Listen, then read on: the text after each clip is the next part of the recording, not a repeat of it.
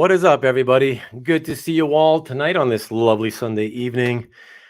I see you guys are really, really active with the chat already. Let me just say before I talk to you, live chat crew, let me just quickly want to thank, because I forgot last week. Wanted to give a quick shout out to my newest subs, Patrick Rains and MRCL Smoothful. There's a few others, of course, but for privacy reasons, I can't see who you are because of your privacy settings, not mine.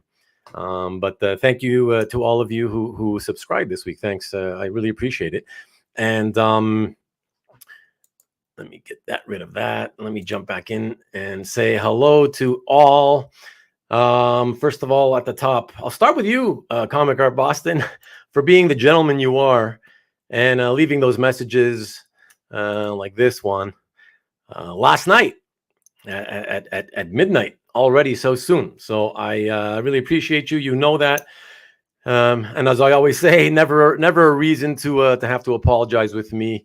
And hopefully you can make it, whenever you're free. Always love having you here. And the show is a lot better when you are in the chat with the rest of the friends that we have here. So really appreciate you. So thank you. And what else we got? I wanted to say, #1 Marvel fan, need some fun talk with Brothers in Arms. That's cool. I appreciate you, brother. Thanks for coming by. Yeah, work and employees got you stressed. Yeah. Say hello to the real world after the new year.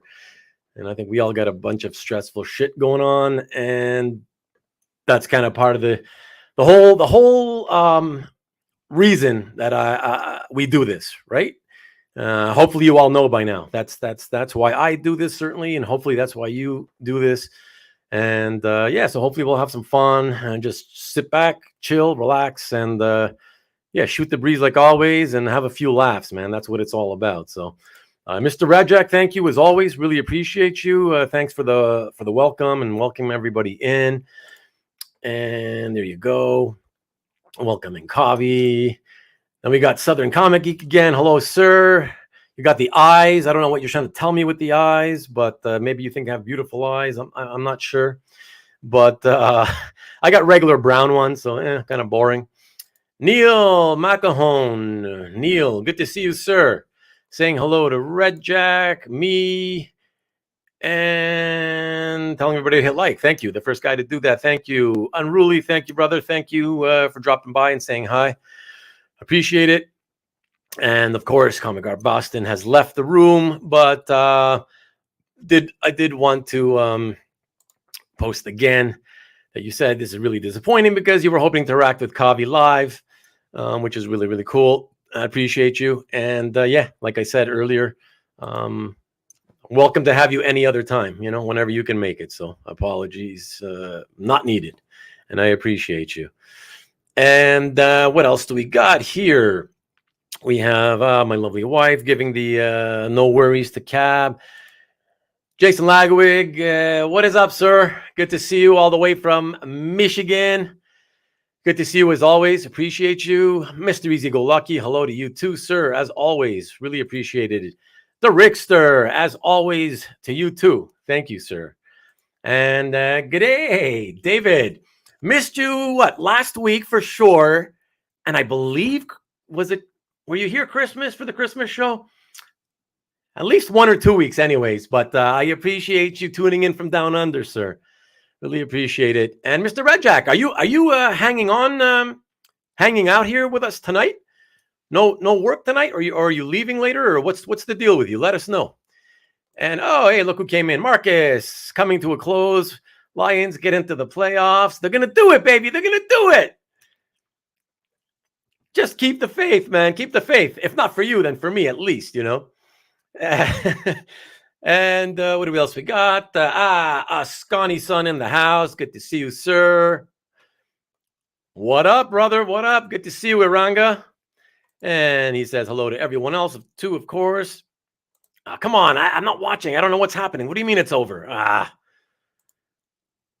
Mark V, what's up? Hello. Hey, Mark V. take a look over my shoulder. Look what I got there on the stool. Just for your benefit, sir. Just for your benefit. Although I don't have very good news on it. But anyways, that's something else we can talk about. Maybe later on the show. I don't know. I'll bring it up on the show if I can. If it fits into the natural flow of the conversations. Jeff, always a good night for a Jeff wedding. Good to see you, sir.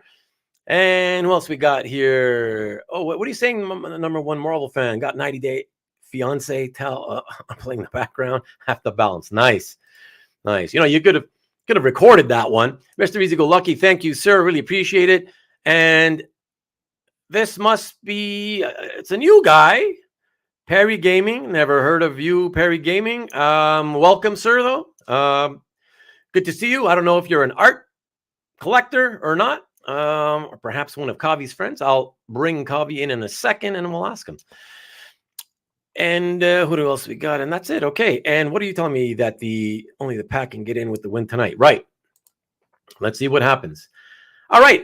Without further ado, everybody, let me bring in my pal and riding shotgun with me for the evening, Kavi H. Whoa. I almost fell asleep there. I was like, huh? Yeah. I think I wrote like 3 jokes during that intro, and I forgot all of them.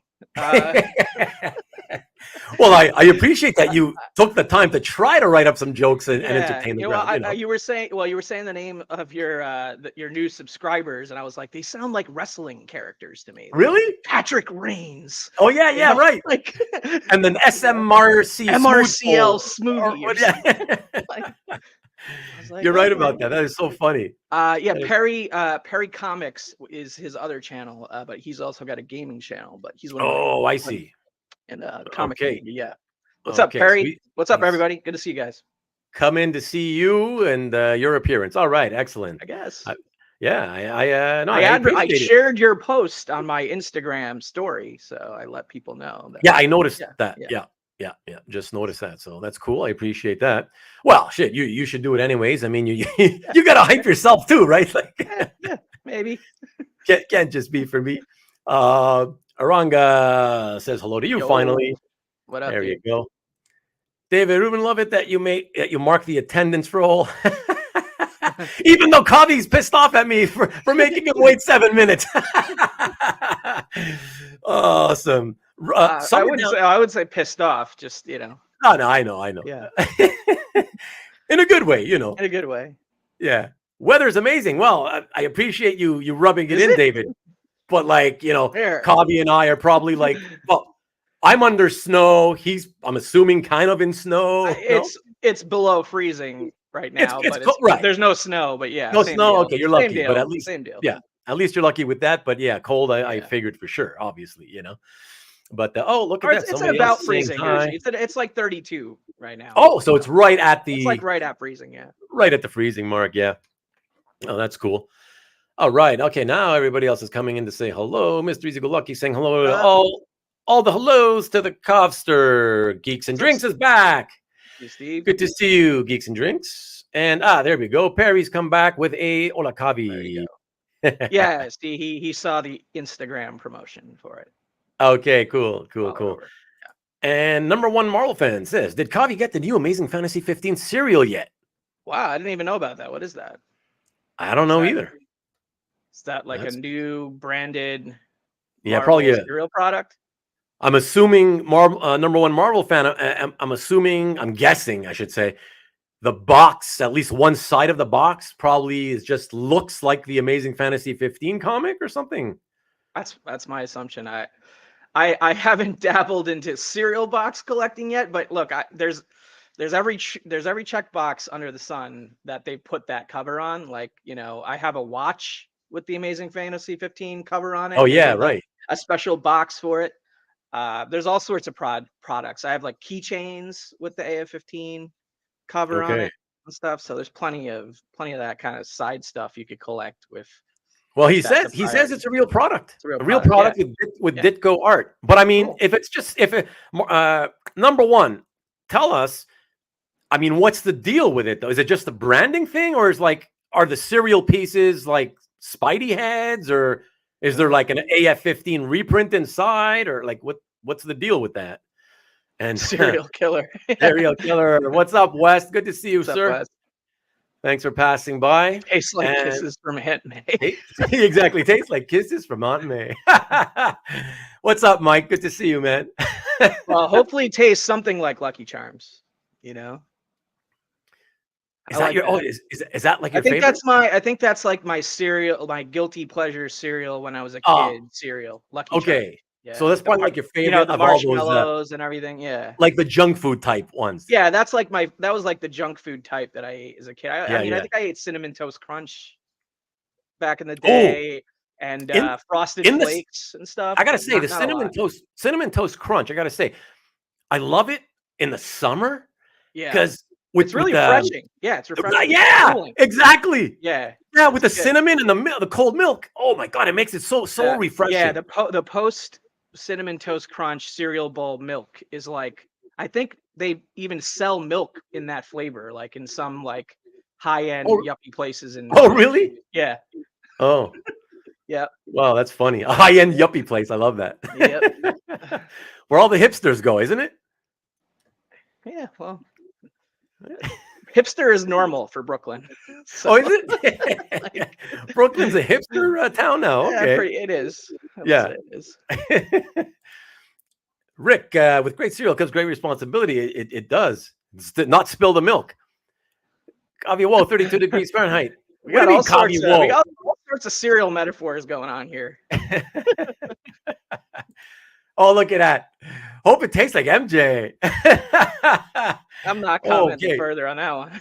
No, I'm not gonna reach on that one either. But nice one, West. Good on you. That's a good one. Exclusive deal has Velcro back that opens with interior art. Thought cool. Velcro back that opens. Okay, I don't know what really. I can't even picture. I can't say I would go out of my way to hunt a cereal box, but I could see it being a impulse purchase if like I was already in a grocery store and I saw something like that. Be like, oh, cool, why not? Maybe, you know. Yeah. But yeah, no, me too. And that's something I would go and chase down, you know. But hey, Maki Poo Poo, good to see you, sir. Thanks for dropping me in. And what else is he saying? So it's got cool disco art inside. Just cool product, easy to find on search. Okay, yeah. I'll search it up later and see what the heck it is. At least get a look at it so we could see what you're talking about.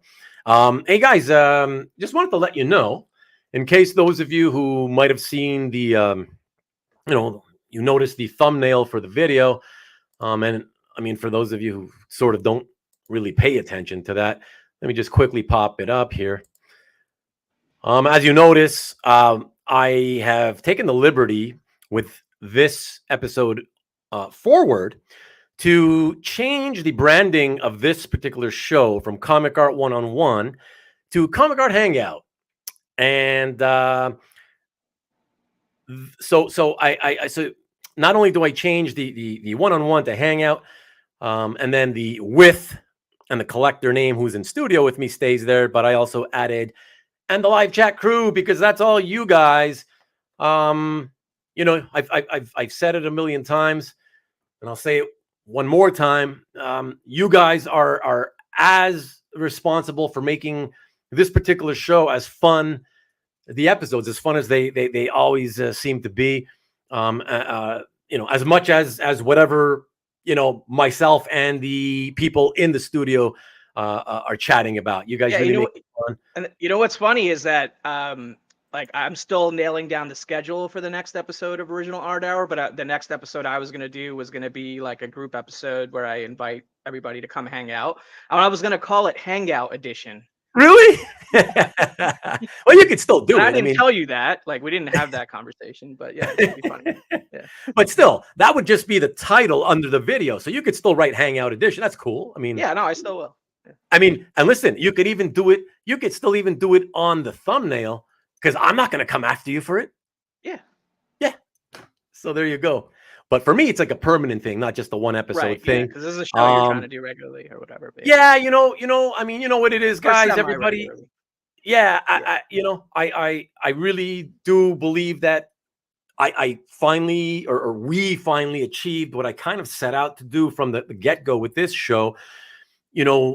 because even though I started off thinking of it as, okay, one-on-one, it's because I was focusing on the fact that, okay, I'd always have one person, one collector in the studio with me.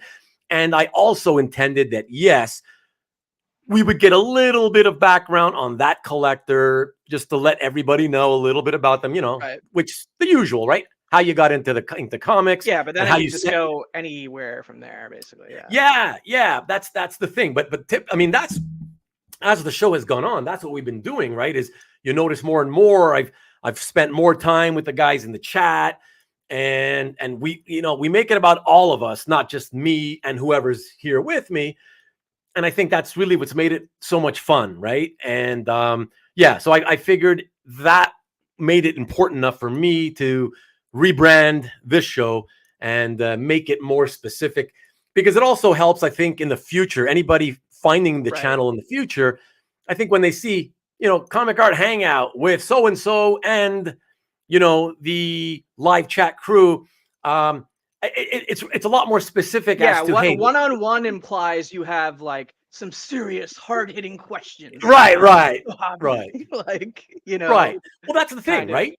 That's the thing. It implies interview, and that's the one word, as you know, I kept saying to everybody, don't think of this as an interview. It's not an interview, So that's the thing. So that's why I did it, guys. And this way, everybody who's in the live chat also gets a little bit of shine on every episode's thumbnail. And that's it. So I hope you guys agree that it's a good change. And if you don't, too bad for you, because I'm keeping it this way. So, and that's it. No super. And all right. So let me see who else come. Oh, look who's here. Yo, what up, Tony? Tony. This is a good friend of Kavi's who's been... I don't think he's being serious with that. I think he's referencing the JPL cover from the thumbnail, but... Oh, yeah, exactly. That's exactly it. Because you have the scan picture of the art pointing of the policeman, of John McClane pointing the gun, and my body right in front of that. So it's a little... Yeah. Very cool. Hey, Nick. Hey, good to see you. Good evening, sir. Good evening. And yes, everybody, there's 28 of you here currently. If you don't mind, please hit the thumbs up button. If not for me, do it for Kavi. If not for Kavi, do it hit the thumbs down button for me. As long as it's a thumb, it works. It still works because yes, they count interaction, not it's all engagement. Up or down, yeah, it's all engagement. So exactly. So please do that, sir. Oh, and wanted to mention too. On top of the thanks I gave earlier to the subscribers to subscribe this week, I also wanted to mention real quick that today I had one subscriber today. I don't know who that is because I couldn't see the name due to his privacy or her privacy reasons, settings.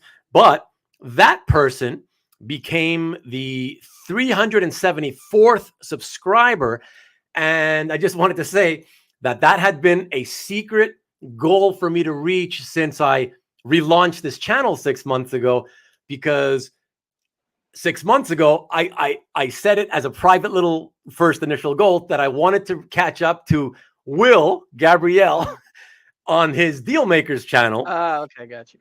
At the time, I was like, that's such a weird number. Yeah.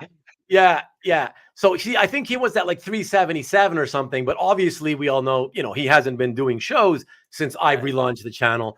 And which was, it kills me that it took me 6 months just to catch up to him while he hasn't been gaining any, and he only lost, I think, the three subscribers. And I'm trying to think of the number 374 and if that has any significance to anything elsewhere, pop culture, sports. I can't think of it. So I can't imagine, I can't, 3 digits. It's harder, right? It's less likely, Well, I mean, only like a comic, maybe an issue of whatever, if you could remember. It's a good batting average.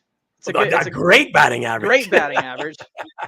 You're like super Hall of Fame guy at that point. Yeah. That's like, I don't know. I forgot who the best batting average players are in history. But is it Ted Williams or something? Ted Williams still has the record for all time single season. Yeah. The fact that I just pulled that out of my ass and I was right, I actually feel pretty good about myself.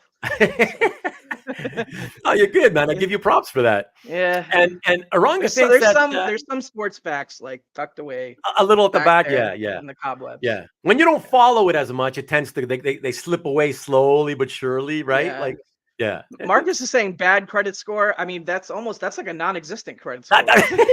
I was gonna say, yeah. Doesn't that mean you basically died or something? That doesn't mean, yeah. That means you can't get credit, I think. Yeah. You're dead at that point. Like, you're living under a bridge. I think at that point. So. Yeah. Hey, Rick's got a good one. Hang time with Kavi. That's pretty cool. It sounds like, wasn't there a TV show called Hang Time or something at one Wasn't point? that, or am I wrong? Hang time with the Coopers or something? Oh, Hanging with Mr. Cooper. That's what Hanging with Mr. Cooper. Hanging with Mr. Cooper. And what about Hanging with the Hendersons? Or is I feel like Hang Time has been a name of something, but I could be wrong. Hang Time? That sounds maybe like a sports type show. Sounds like basketball related, but yeah, right. Yeah, I don't know if it's legit a name of something. Yeah, 3 more likes. Come on, everybody. Let's get a few more in there. Oh, and I think we broke 30 likes already. Which was as he was talking. As okay. As the conversation went. Excellent. Thank you, and thank you, Nick. Thank you, Mr. Easy Go Lucky. Really appreciate it. Marcus wants to let us know Nakakavi. That's a diehard pun. Yeah. Nakatomi. Yeah. I get it. Comics and culture. Is this another one of your friends? Hey, yeah, that's George. A lot of Georges in the community. There's a lot of Georges, right? But George also lives in Brooklyn, and he's an NYCC guy that, I see him every year at the show, and then occasionally in Brooklyn and stuff. So, yeah. Okay, cool. Thanks for dropping in and checking it out, Comics and Culture. Appreciate you. Nunya, thanks for coming back, sir. I appreciate it. I love the fact that they include politically correct thumbs up hands. It's for like the black man. Oh, okay. You see that? I thought there was a brown one. Like, I feel like I'm somewhere in the middle. No, I guess it's a brown one. I don't know. I don't know if that's a brown one or a black one. Like, I'm saying that I think that they do have colors like in between the different shades. Different shades. Shades. I could be wrong. I know they have that on phones. I don't know about YouTube per se. Thank you, sir. Thank you as always. Murdoch, good to see you, sir. Thanks for tuning in. Kavi, okay. So Nunya said Hang Time was a Saturday morning show, like a poor man Saved by the Bell. I don't remember that. So, but I guess that explains why I had a feeling it was something. So, well, there's the will, there's way. Yeah, definitely. Mike, you're at 57. What? Oh, you got a channel too? Oh, I'm gonna have to check that out after. If you're talking about you're at 57. Actually, I think I've seen NSN's channel before. Okay. Yeah. Okay. He did like last year for the CAF. How they do like the annual, like everybody votes on the best in the 20 different categories or whatever. Yeah. I think I saw some videos that Mike NSN did, like going through like with what art has been nominated for like each category or something. I vaguely remember watching a video on his channel that had something to do with something like that. Okay. Hey, what's up, Chris? Chris is in the house. One of my other friends. I'll get there in a second. I just wanted to say, Murdoch, are you trying to tell me that you've got COVID? Is that like those COVID? What do those under the microscope things? I don't know. Like, what's that? The hell that's supposed to be? It looks like just like an explosion of light or something. Or I don't know. Are you still you're still out in Guantanamo? You're the New Year's party still going or what? I'm guessing that's related to something we were talking about before, but can't recall exactly what it was a response to. But I don't know. Fireworks. Yeah, Harry and the Hendersons. Fireworks. Oh, fireworks. Okay. Yeah. That's what I said, Marcus. Harry and the Hendersons. I think that was the movie. That was the movie with the simian in it, right? The orangutan. Yeah, the Hendersons. There's like an orangutan with a family or something like that. Hang Time, yeah, Saturday morning. Yeah, that's what he was saying. And was it basketball related though? Oh no. Okay. Poor man Saved by the Bell. Okay. And is this Chris was your friend? Yeah, Chris. He also known as I Got Issues. I Got Issues. So I know him from your show only as I Got Issues. Yeah. That's a great name. Yeah. Thanks for dropping in and saying hello and supporting your man Kavi, Chris. I appreciate it. And what else we got here? Mike says, working on my best stuff videos again this year. Okay. And Southern Comic Geek, Jason. Hey, that's cool. You see, you just got an extra Unruly sub. just woke up from his slumber. He said, "Did somebody say Simeon?" Oh, that's awesome. Okay, fireworks. I appreciate it. Here, let me catch up. And David, good to see you, sir. Good Hey, evening what's up, to David? you. And Harry is Bigfoot. Harry is Bigfoot, really? Okay, Jesus. No wonder I never wanted to watch that. It just looked like I was not going to be enjoying it. So, did somebody say Simeon? There you go. John Lithgow. Yeah. That's it. I like John Lithgow. I used to don't love think I've seen John that. Lithgow. Yeah, and I don't think I've seen that, but yeah. Yeah. Rickster. What was his show that he was on? The 33rd Rock from the Sun, that sitcom. Yeah, 30. Yeah. I Not 30 Rock. 30 Rock's a different one. Third Rock from the Sun. Oh, the Third Rock from the Sun. Yeah. Yeah, I was not a watcher of that Joseph one. Gordon-Levitt, I think, was in that too. Yeah, exactly. Yeah, I was not a watcher of that one. It didn't. I don't know. It looked. I wasn't a regular watcher, but I think I occasionally saw an episode here and there. Yeah, and did you like it when you saw it? It was okay. I think John Lithgow was the reason I was watching it because he was funny on it. I thought. Oh, yeah. Thanks for confirming, Nanya. So it was a basketball related show. Okay.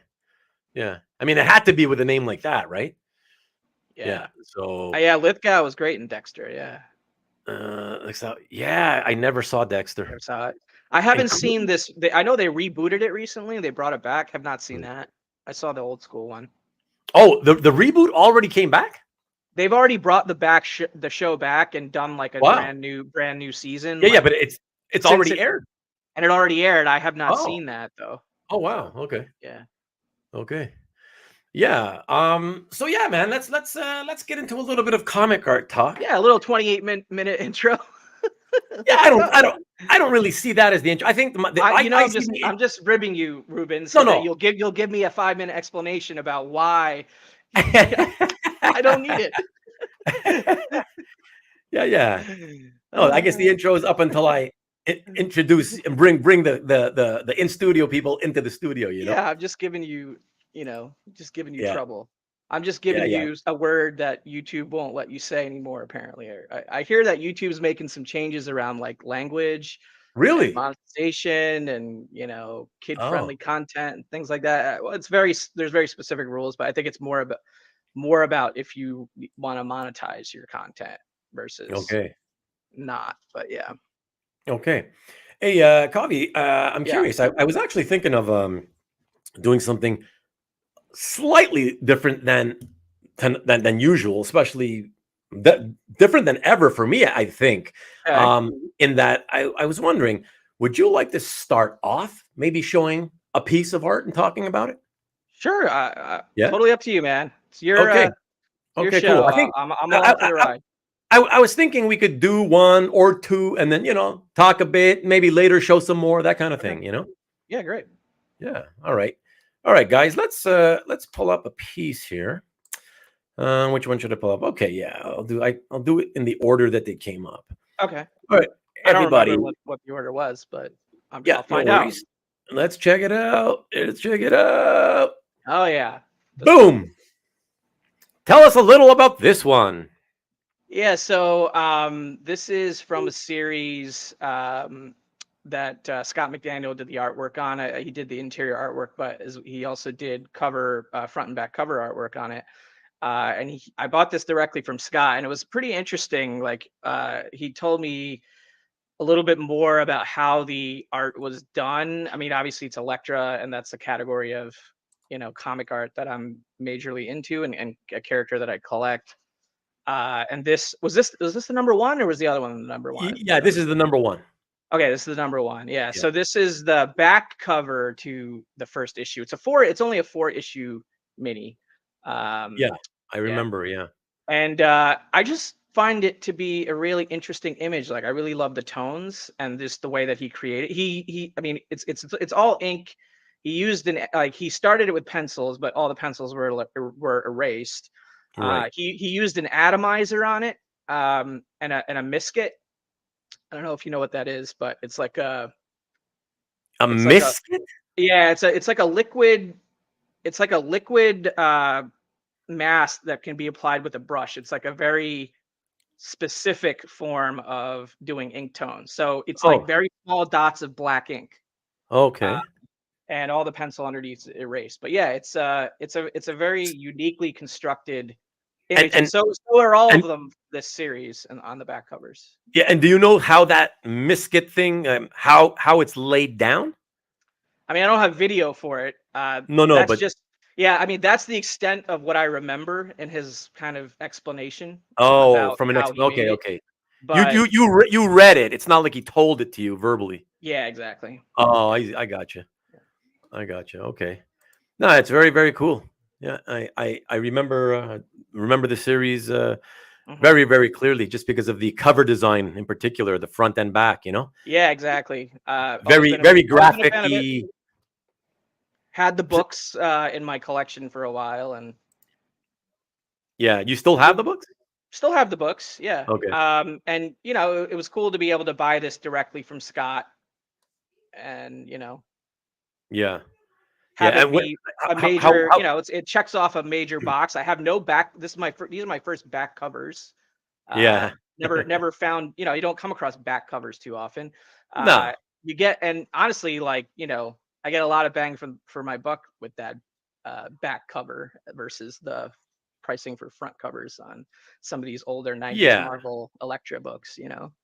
Yeah, for sure, for sure. I mean, it's not, first of all, their back covers are not that common. If you ever had art on the back, usually, much more often, much more frequently, it would have been because it was a wraparound cover. Exactly. Yep.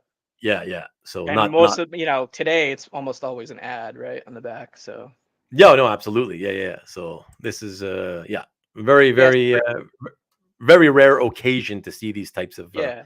pieces. So I don't Cool. have yeah, so it's I mean I kind of spoiled it by saying these are the only back covers that I have because there's more than one, um but yeah, I mean those are the Scott McDaniel Elektra and just Scott McDaniel in general examples that I have in the collection, and those are keepers.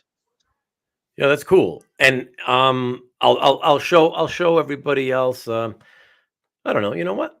Since Yeah, I it's from already the same spoiled it, series, so let's just show those yeah, first two. yeah. Let's. Why don't we show the second one? All right, guys. Let us put that one up here, and that is for the second issue. So Kavi's got the back covers to the first two issues out of the 4-issue Yeah, series. Rick's got the spelling of that correct. Frisket, I think. Oh, you're talking. Friskit. That's why I'm like, how? Yeah. That's weird that I wouldn't know the name. And in my head, I was like, it sounds so similar to Frisket, but Yeah, it's Frisket. Yeah. yeah. Okay, now it makes sense. Okay, a Frisket. Yes, yes, yes. Yeah. Okay, cool. So All yeah, right. very, Yeah, same approach to this one that he took, same exact style that he put it together. And this one's a little bit more, I guess, side shot, right? Side profile, but yeah, yeah, yeah. It's beautiful. I mean, beautiful. I like the fact that it's her pose, especially with the hands and especially the left hand, Hmm. the one that's higher up. It's like you're here. I guess I gotta show it. It's like when you see those glamour photos of some women, and this goes back to like the 1920s and 30s, where they take the picture from sort of like high chest up, and they tilt the head back and do this kind of, you know what I mean? That Yeah, yeah, and, yeah. and they take the profile shot like that or whatever. And I It think kind that's of has probably like where we it has a got very the kind idea of from. Eastern flair to it, visually Yes. speaking to me. Yeah. So Yeah, yeah, and with that frisket effect, that makes it look like he just mhm. laid down graphite with a graphite stick. Yeah, Yeah, it's like fabulous. in a lot of areas, both on this one and the first one, it almost like it kind of almost feels like stat, but none of it is. It's all art. It's all Yeah, ink, which is really cool. Honestly, like this is one of these two in the same portfolio, both next to each other, right? And the one on the left, one on the yeah, right. It's like one of my favorite pages to flip open to in that portfolio and just look at personally. So it's some of my favorites. yeah, and where else we got? Hart says a very cool cover. Hey, Hart. Thank you, Hart. I here, let me pull this off. and come back to you Yeah, here. Murdoch's saying is asking a question about, I guess, the availability of Scott McDaniel artwork. I wouldn't say I'm an expert on that. Like, I found this artwork. I forget what year it was. It was either 2020 or 2021. I don't remember 100% off the top of my head, but I found it, I think, directly from him on his website at the time, if I'm not mistaken. Wow. But I do think the other ones he probably has still. I didn't pry and say, hey, do you have the other two? Right? Can I get those? I didn't ask. I wasn't that aggressive, I guess, in my questioning of his artwork. I have noticed like an increase in his market on the auction front stuff, but Yeah. yeah, I haven't gone after anything on the public market, like the open auction market, Right. of his personally. Right. Thanks for dropping by the way. Hart just wanted to say hello. And they put a little in joke for those of us who remember this one. I know Marcus will remember very, very well. But the Hart van is here. Okay, sounds good. Let us keep that a secret. We don't want to get into that just now. Yeah, both of them are really, really cool. And the point I actually wanted to make is how cool is it that, and it's not like the first time this has sort of happened, but how cool is it when you have something that goes back to, like, let's say, that's, I believe, I think it was 95, right? 95. So it goes back to the mid 90s, right? And you're looking over a quarter of a century, and the artist still had it. The artist, yeah. Right? Like and people will say to that, oh, well, yeah, but look at guys like Al Milgrom and Simonson. They still have most of their art. Well, yes, but we know that. But that's different. That's really, really different. This is a guy, McDaniel, who has been selling throughout his career, right? And so that's what really makes it rare. When you see a guy who's been selling throughout his career, but somehow 27 years later still has pieces from 27 years ago from a well-known series like that, you're like, what? Yeah, and he sounds crazy. like a really nice package too, with like all sorts of like extra paperwork and like like an explanation of what it is, and like it really just like he's giving you like a quality package with it too, which is nice. Not the packaging, of course. You're not talking about the packaging. I don't remember. All I know is safe and the art arrived fine. So yeah. No, I get that. Yes, yeah. See, you know what I'm talking about. And if you don't pry, someone else will. Are you referring to checking in with the artist? Is that what you're referring to? Well, I think that's both accurate and also like maybe a pun or, in a way, like prying. But yeah, I mean, I don't necessarily disagree, but I'm not necessarily a completist in that manner where it's like I must have, like I own 2 of those back covers, so I must have the other 2. Like, that's no, yeah, right. That can get kind of sick, because I know if it was me in your shoes, that thought would at the very least enter my head for sure. Yeah. Yeah. So, hey, Lou, good to see you, sir. And by the way, Lou, say hello to Tommy for me, will you? Haven't chatted with him in forever. And John's Comics. Hey, what's up, John? With kids. Good to see you, sir. Hey, and Murdoch says, I'm looking at Scott McDaniel's site right now. He's got a good bit up for grabs. Well, there you go. I haven't even looked in months or maybe even years, honestly, since I bought those pieces from him. What he has, I haven't looked. Okay. But you said months, but earlier you said you got these a couple years back, right? Well, yeah, I mean, I got the pieces a couple years back, but I can't remember a time between then and now that I've actually gone back to his website to see what he's got, because that kind of checked my Scott McDaniel Electra boxes. And I like his Daredevil stuff as well, like, not just his Electra stuff, but I'm not itching to have an example of that necessarily. Yeah. Got you. Rickster, by all means, sir. I was 18 when they blew up in 88. So for me, I mean, like the perfect age to be around at that time. So yeah, absolutely. Big time. And I don't know if I've ever mentioned this on the show, but those of you who remember back then, back when they did that summer tour with Metallica, and that was around the time when Axl was sort of like losing his mind with the whole not showing up 5 hours late, that whole thing. Whenever he felt like I it. went to a Guns N' Roses concert when I was living in Boston, going to college, where they went on at it was like not the old garden, but the garden in between the garden, because I think they have a Oh, new one now. okay. I'm not entirely sure which stadium that the Celtics play in now or what it's called, but Yeah. they went on like 4 hours late, I think. And then by the time that they were done, this is when Buckethead was like replacing, Oh God. obviously, Oh. and all that. Oh, And like yeah. they went on so The, late, and that by the the time Chinese democracy era. by the time the show was over, the city of Boston closed down the T system, the subway system, and there Oh. was a snowstorm and everything, so they had to run Oh. emergency train lines and stuff. Oh shit. I remember that like whole night, like vividly, like just being super annoyed at Axl. So Well, I remember being super annoyed at Axl because Metallica came on for us 45 minutes into their set, and they were so awesome. yeah, 45 so minutes good. in, the pyrotechnics burns James Hetfield. Yep. Right. So they had to go off famous, stage. infamous. Yeah. Yeah. Incident. And then Axl and the band took 4 hours to come on after that, before, so it was just, and so by the time they came on, okay, finally everybody's pissed off, but they're happy because at least we're finally getting to see Guns N' Roses.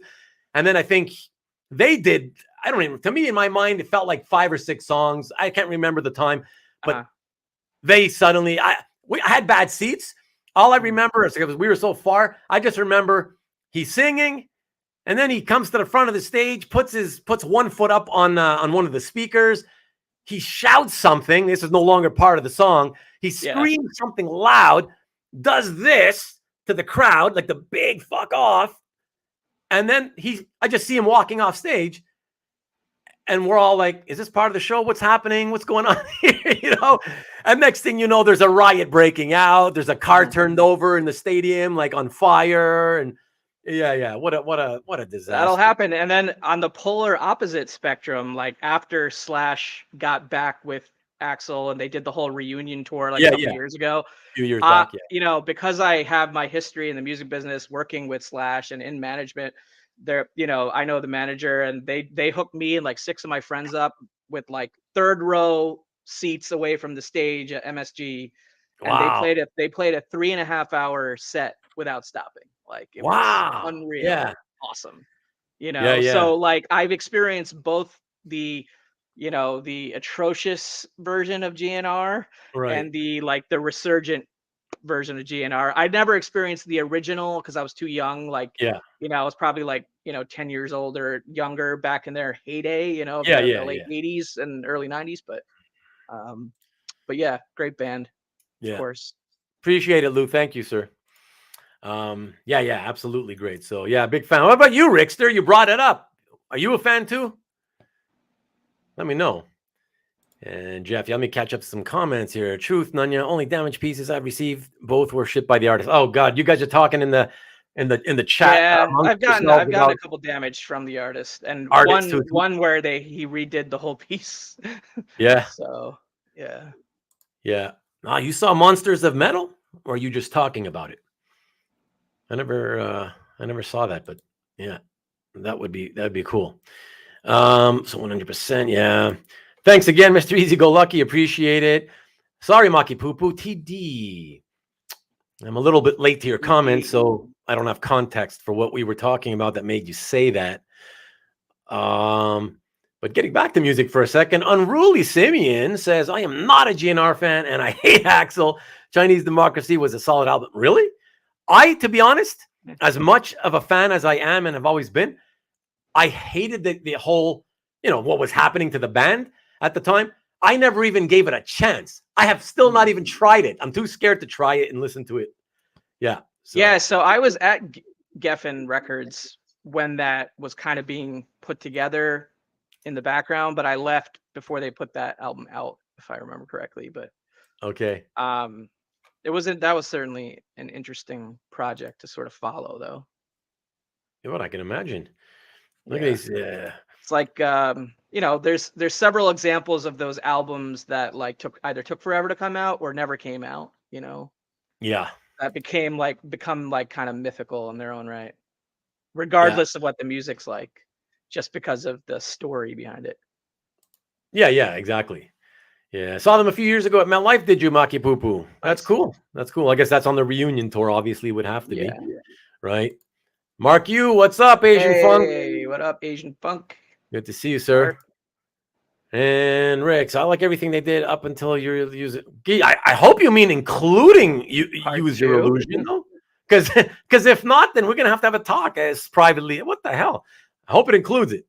Yo, Mikey, maybe he meant through use your illusion, but yeah.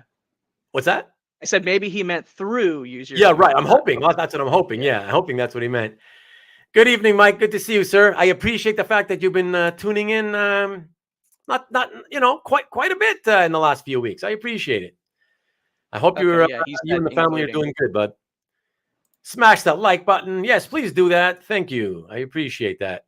And maybe somebody tonight will also be that 375th subscriber, which will officially. Oh wait, I'll subscribe right now. Will's channel. You better have already subscribed. I'm just messing with you, dude.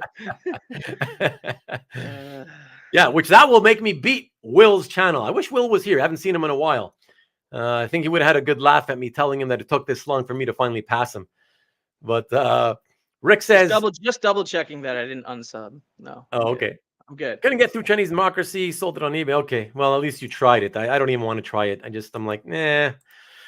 Nunya says Gaffin had GZA. So I'll always respect. Who's GZA? What's GZA? I'm not calling GZA, unless that's short for something that he's something else that he's referencing. But yeah, what are you referencing there, Nunya? GZA? I don't know. It's not coming to me. Thank God. I was worried there, Rick. Yes. Oh, like Wu-Tang? Wu-Tang. Okay, yeah, Wu-Tang. Yeah. Oh, Wu-Tang. Oh, okay. Yeah. I never got into to Wu-Tang, but I had a feeling you were talking about some hip hop rap. Yeah, at first I was like, okay. Yeah. RZA. Our heads were into the rock and roll. RZA, SZA, or Jizza. I don't know which. Yeah. I'm a big Wu-Tang, the just old school, just the Wu-Tang stuff. Oh, really? But all the solo stuff, it's like, I'm not. Yeah. Okay. Yeah. I'm in the 90s I kind of gave up on hip hop rap, and I was very 80s kid, more like, and I liked old school hip hop and rap from the 80s, and then I took it into that very early 90s and probably ended with Naughty by Nature. Okay. And from that point on, that's when I started hearing all the hip hop rap acts, starting up with the lyrics that, every second word was either ho or the everything about the making money. Yeah. The transition into gangster rap slash kind of like, almost, extravagant rap in a way, like where the lyrical content is about not important things, basically. Yeah. For a while.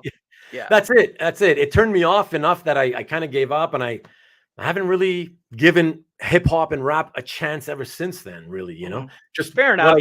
What I hear randomly here and there on when I'm in a store. There's been a lot of good stuff in the last decade or so, I would say. Well, just so you know, just to have an idea how much I let it go, right? That genre of music, like, okay, let's put it this way.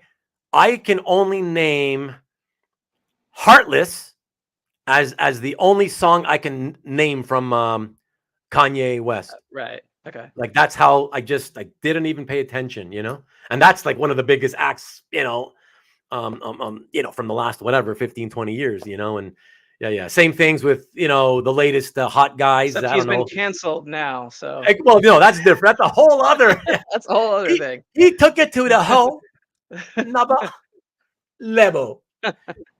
For those of you who remember that. So Hart was into New Edition. I kind of liked some of the New Edition stuff. Yeah, it was all right,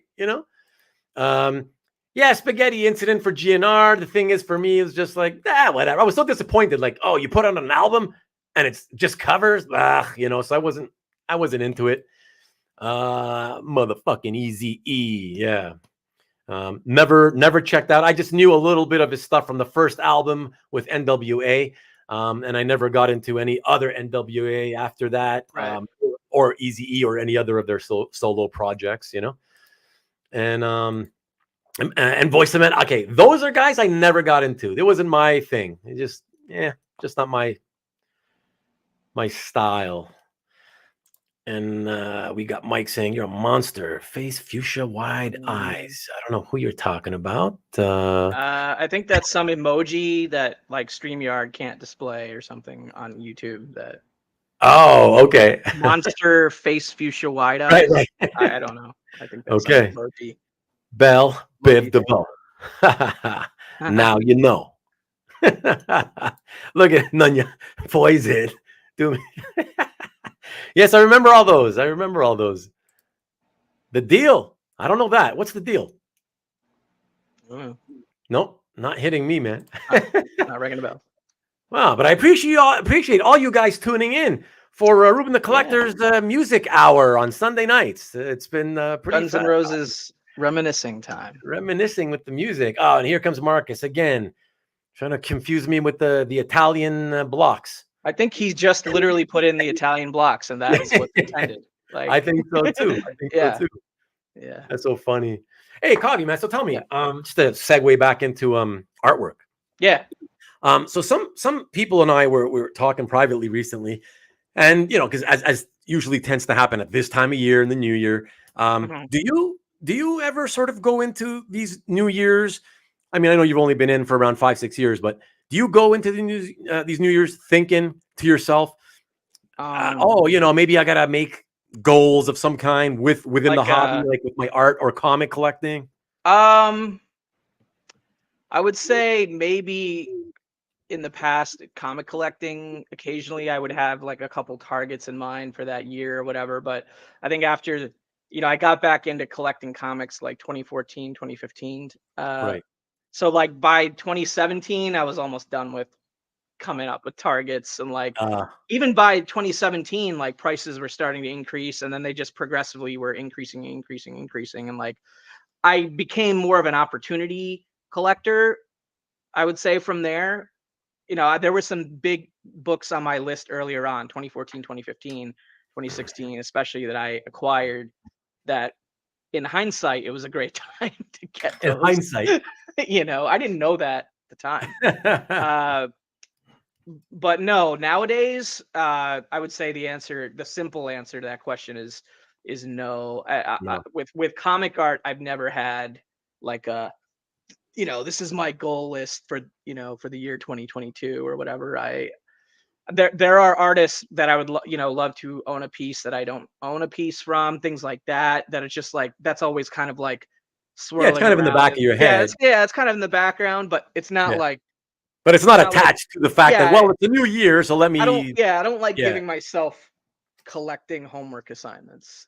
Right. Sense, right. Yeah, well, because then it all plays into the kind of takes away part of the fun, right? I wouldn't necessarily. I mean, I wouldn't knock another collector for doing it, because I know a lot of other collectors, friends of mine, that literally do that. No, me too. But I'm assuming that somebody like totally you, cool. No, of course. I'm just assuming that for someone like you, who are like me, who I don't do it either. Yeah. I'm assuming you personally probably feel it's just not as fun.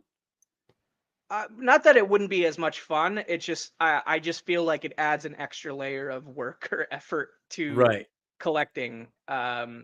You could say that the spreadsheet I keep with all the details of every single piece, and every piece of communication I received from the artist, and all the details on the tax and the shipping and the price and and the day you bought it and all this other stuff. You could call that extra work too. But I actually enjoy that part, for whatever reason. But I don't necessarily enjoy coming up with like, okay, this is my goal list. Like I don't know. There's something about that I don't connect with personally. Yeah. No, I mean, I get it. And I don't mind saying that. Listen, I do know that there are people who do that, and that's fine. It's to each his own, as I always say.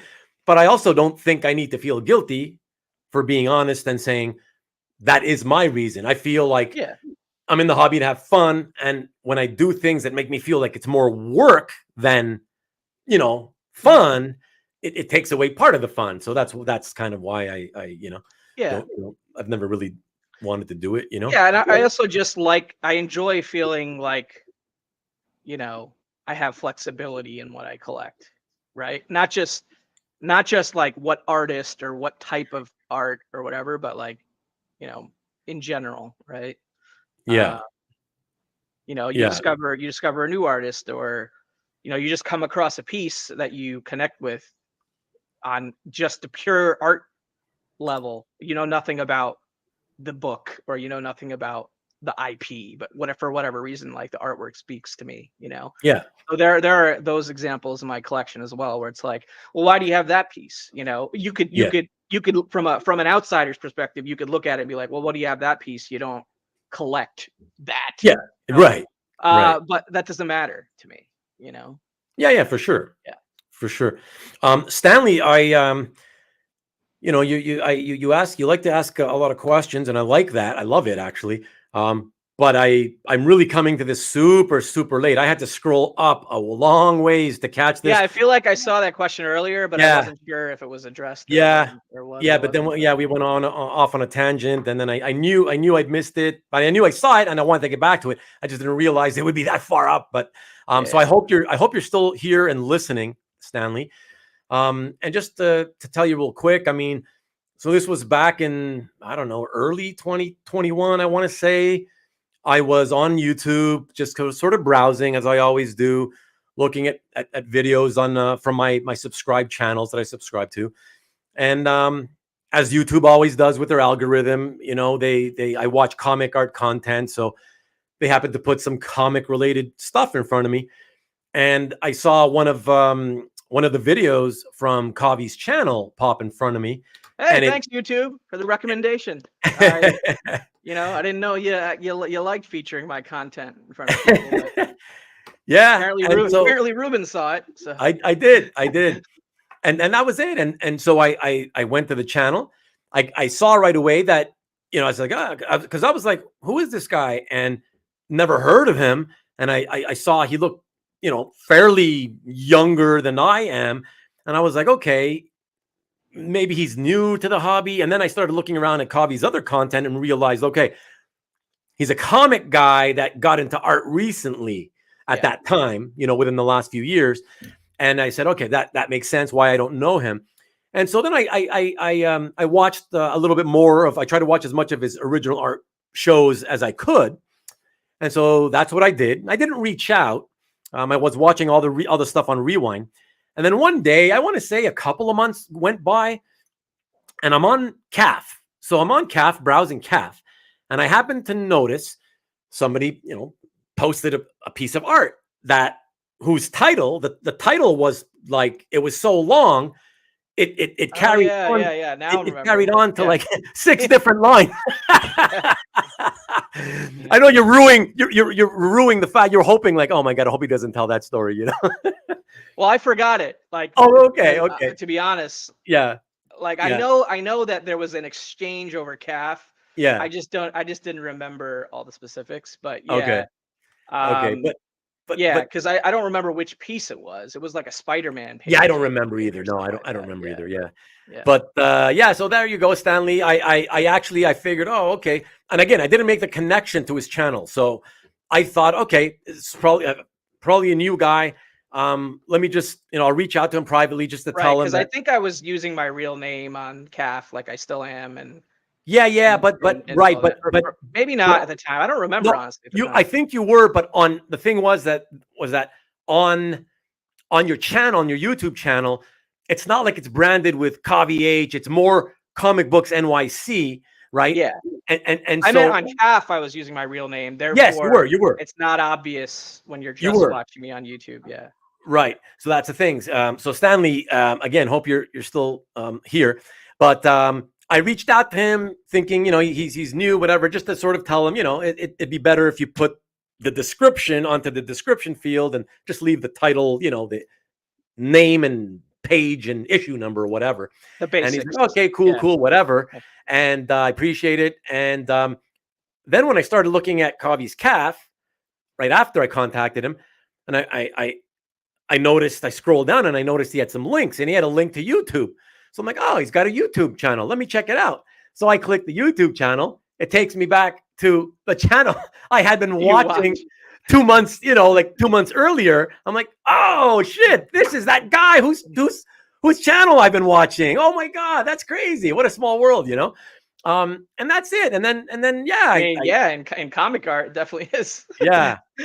And that's it. So that's why. And then I think I just probably reached out to him again, blah, blah, blah. And yeah, we just started talking. And and I think we quickly got on a phone call or a Zoom call or whatever at some point after that. Yeah. Okay. There you go. The rest is history. The rest is history. So there you go. And I really hope you were there for that, Stanley. But I don't see, I don't see any new comments from you. It's okay. You can cut it out of the show later and just send it to him directly. No, Stanley. Now I know because I don't know if you know Stanley Kavi, but Stanley's a guy who he shows up all the time here. Yeah, Stanley's been in a few of my chat rooms. Here and there, I think. Exactly. If I'm not mistaken. Exactly. And but he always comes in, and on my show, when I'm always, me, when I've always been struggling. Oh, we're hitting the 2-hour mark because you got to cut it off, and he's always the guy who pops in and says, No, keep it going for 3 hours. Do a 6-hour show. Or do a 5 or 6 hour show. Yeah, exactly, And now I know, Stanley. Now I know. You don't hang out. You come in, but you don't hang in through the whole duration because you're not here listening to my story when I answered your question. I bet you might even have left. He's asking for more show than he can handle. Yeah. I think he might be pissed off because I didn't handle his question when he asked it. And he's like, oh, he's skipping over, but he's highlighting everybody else's messages, but mine. He's not going to address my question. I'm leaving. So I think he that's what he did, Maybe. That's so funny. But anyways, Stanley, I hope you catch us on Rewind. And if I see you here later tonight, I will remind you so that you go back and catch that. That's so funny. We got a comment here from David in Australia. Oh, thanks, David. Let me Sean Gordon. Oh, a comment, not a question, but yeah. Sean Gordon Murphy, Batman. It's a great interior panel page from Curse of the White Knight, issue 2, I want to say. But yeah, it's been in my calf gallery for a minute, so it's been up there. Yeah, and just great, perfect time to segue just real quickly for all of you watching, and especially those of you on Rewind. Just check down below in the description and you can see not all, whatever pieces in his collection Kavi is showing in his calf gallery. I would say it's about 60 to 70% of my collection is up there, and I'm slowly working on getting the rest up there. If it weren't for you, I probably never would have gotten a real scanner. You convinced me to get that. I got that. That's been working great. It's just a matter of actually going and scanning absolutely everything. And now I tend to just scan it when I feel like posting it. It's like, okay, I'm gonna go post this one. Let me see. Oh, really? Okay. Yeah. So I haven't taken like 5 days in a row and scanned everything and just be done with it. I haven't done that. I guess I could have done that, but I didn't do it that way. Yeah.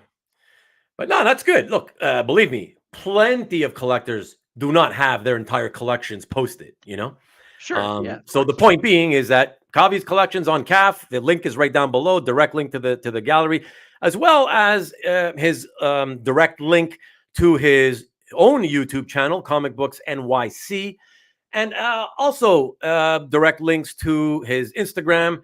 And would it be Facebook? There's 4 of them. I got at least 4 of them for you. I mean, I don't actively use. No, I know you're not an active Facebook. It exists, but I may have just added it anyways for the hell of it. Yeah, sure. Yeah. But anyways, all his links are down below, guys. So go check it out. Appreciate you sharing the links. And especially for you guys, our regular friends that come and hang out here every Sunday night. When you're in the mood for some more comic art content, go. You should probably do it right now. Click the link to Kavi's YouTube channel now, and at least bookmark it, if not subscribe to it. And I would say, like, if you go to my comic art playlist on my channel, I have at least 50 videos, 50 plus videos between Original Art Hour, the sideshow that I did Yeah, with there's a Tony lot of for a while. content. Yeah. I did some pre-recorded like comic art videos and stuff like that. I think I've done a couple like auction recaps and stuff like that.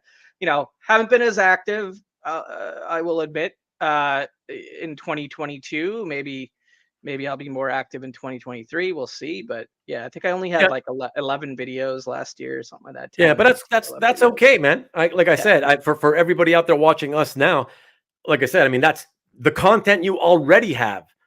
Sure. There's more than enough for them to entertain it's there, and themselves. it's cool because there was somebody I noticed specifically. I don't know the person, but somebody that was like binge watching my old videos over the holidays because they started commenting like on one video, then the next one, the next one, kind of thing. Cool. And I then like when they do that. Yeah, and then they stopped commenting, but I still noticed views and watch time on the subsequent episodes. So I'm like, this guy just must be on a bender of my videos right now for some reason. Yeah, a bender. Yeah. That's a great way to put it. I love that. Yeah, well, that's awesome.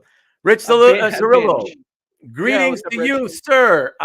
Good longtime friend of mine in this hobby, and Rich is gonna be my in-studio hangout pal.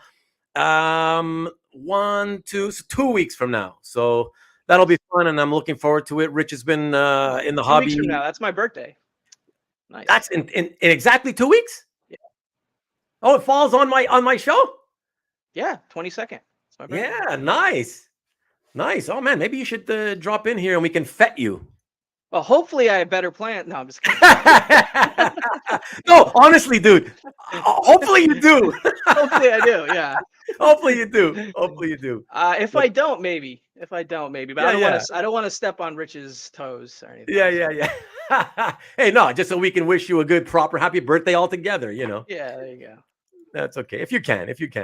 But thanks for coming by, Rich. I'll see you soon. I appreciate it, man. Oh, look at that. See, he's saying we'll have to sing happy birthday that night. Exactly. All right. Exactly. We'll see. Whether you're here or not, we'll do it just so you can catch it on rewind. Yeah, exactly. The only thing that sucks is I wish we could all sing it together, like the live chat crew, not just me and whoever else is here. Me and Rich alone. Maybe me and Rich alone. I don't know. Maybe we'll do it. We'll see. But yeah, I appreciate you dropping by. I'm not a big. I don't go overboard on my birthday. I'm not. Oh, me neither. Me neither. Yeah. I'm not that type of guy. So no, me neither. I'm the hey, I usually wait for like a close friend who will say, oh yeah, it's your birthday on Sunday, right? Yeah.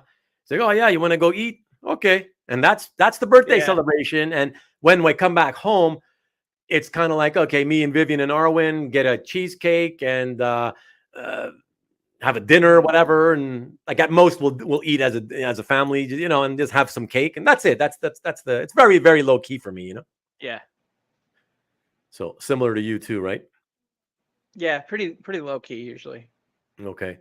I wanted to put up this. I've been looking at this for a little while. Sorry, Mike.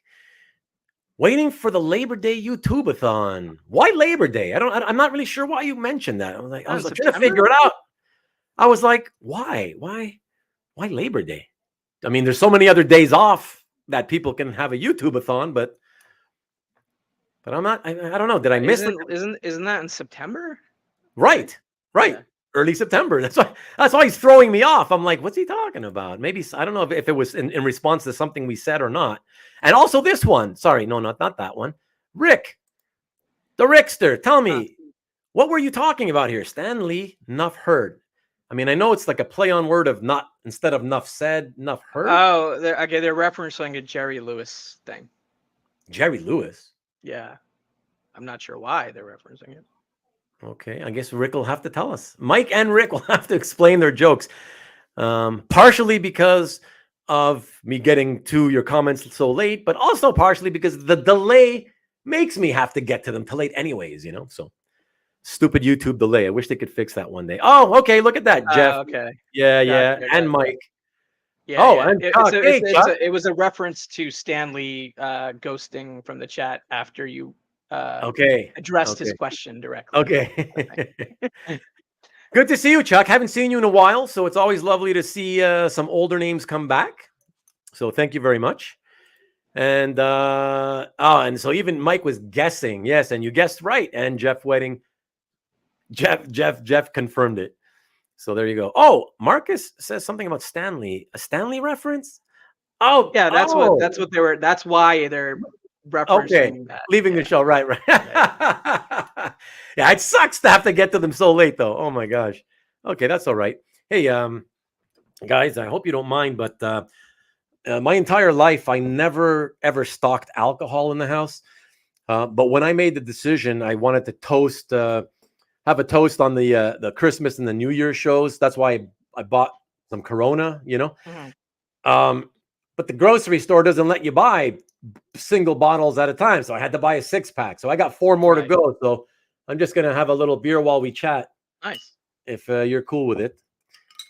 So let me just open this. I mean, I'm trying to think of a reason why I would not be cool with it. I can't come up with one. So, yeah. Cheers to you, Kavi. Thank you for doing this. I appreciate it. Cheers. And cheers to all of you again for making the show so fun. And and showing up every week and just hanging out. Cheers.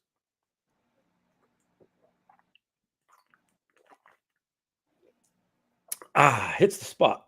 So considering you don't drink often, is your tolerance pretty low? Like, does one beer get you buzzed, or what's the deal?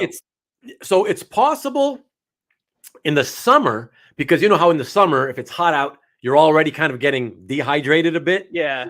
So in the summer, if I go, like, typically I only drink in the summer once a year. Let's say somebody invites me to a barbecue, right? And it's outside, not inside, right? We even eat outside. We stay outside the whole time. And it's like, oh, that's my favorite time to have a beer. It's when it's super hot outside, and it's like, if the beer is really cold, it just goes down so nice, And so I'll have one, and outdoors in the hot summer sun, I'll have one, and I can already feel a little, I guess you call it, not drunk, but lightheaded. Mm-hmm. However, as long as I let it sort of, settle, and I wait a little bit, I can then, later have another one and another one, and if I want to. When I was a kid, a teenager, going out, I went out to the clubs and the bars from the ages of 15 to, I want to say 22 is when 23 is when I stopped. And it's because I kind of got such an early start. For those of you wondering, how the hell is that? I was going to say, which country? 15. What exactly? What are you talking about? 15? Yeah. So the legal age here, we're in Canada, is 18. I looked very young at 15. I will absolutely admit that. But all my friends pretty much already had full kind of stubble faces and stuff. Right. So they could get in. And so when there's 6 or 7 guys walking in, I guess the bouncers, they're not stupid. It's easy to just slip through in that situation. Yeah. Well, the bouncers know, but the bouncers know. The bouncers still see me, but they know, though, they're not going to turn away paying like 6, 7 paying customers just because one of them is clearly not of age. You know what I mean? Ruben, the underage drinker.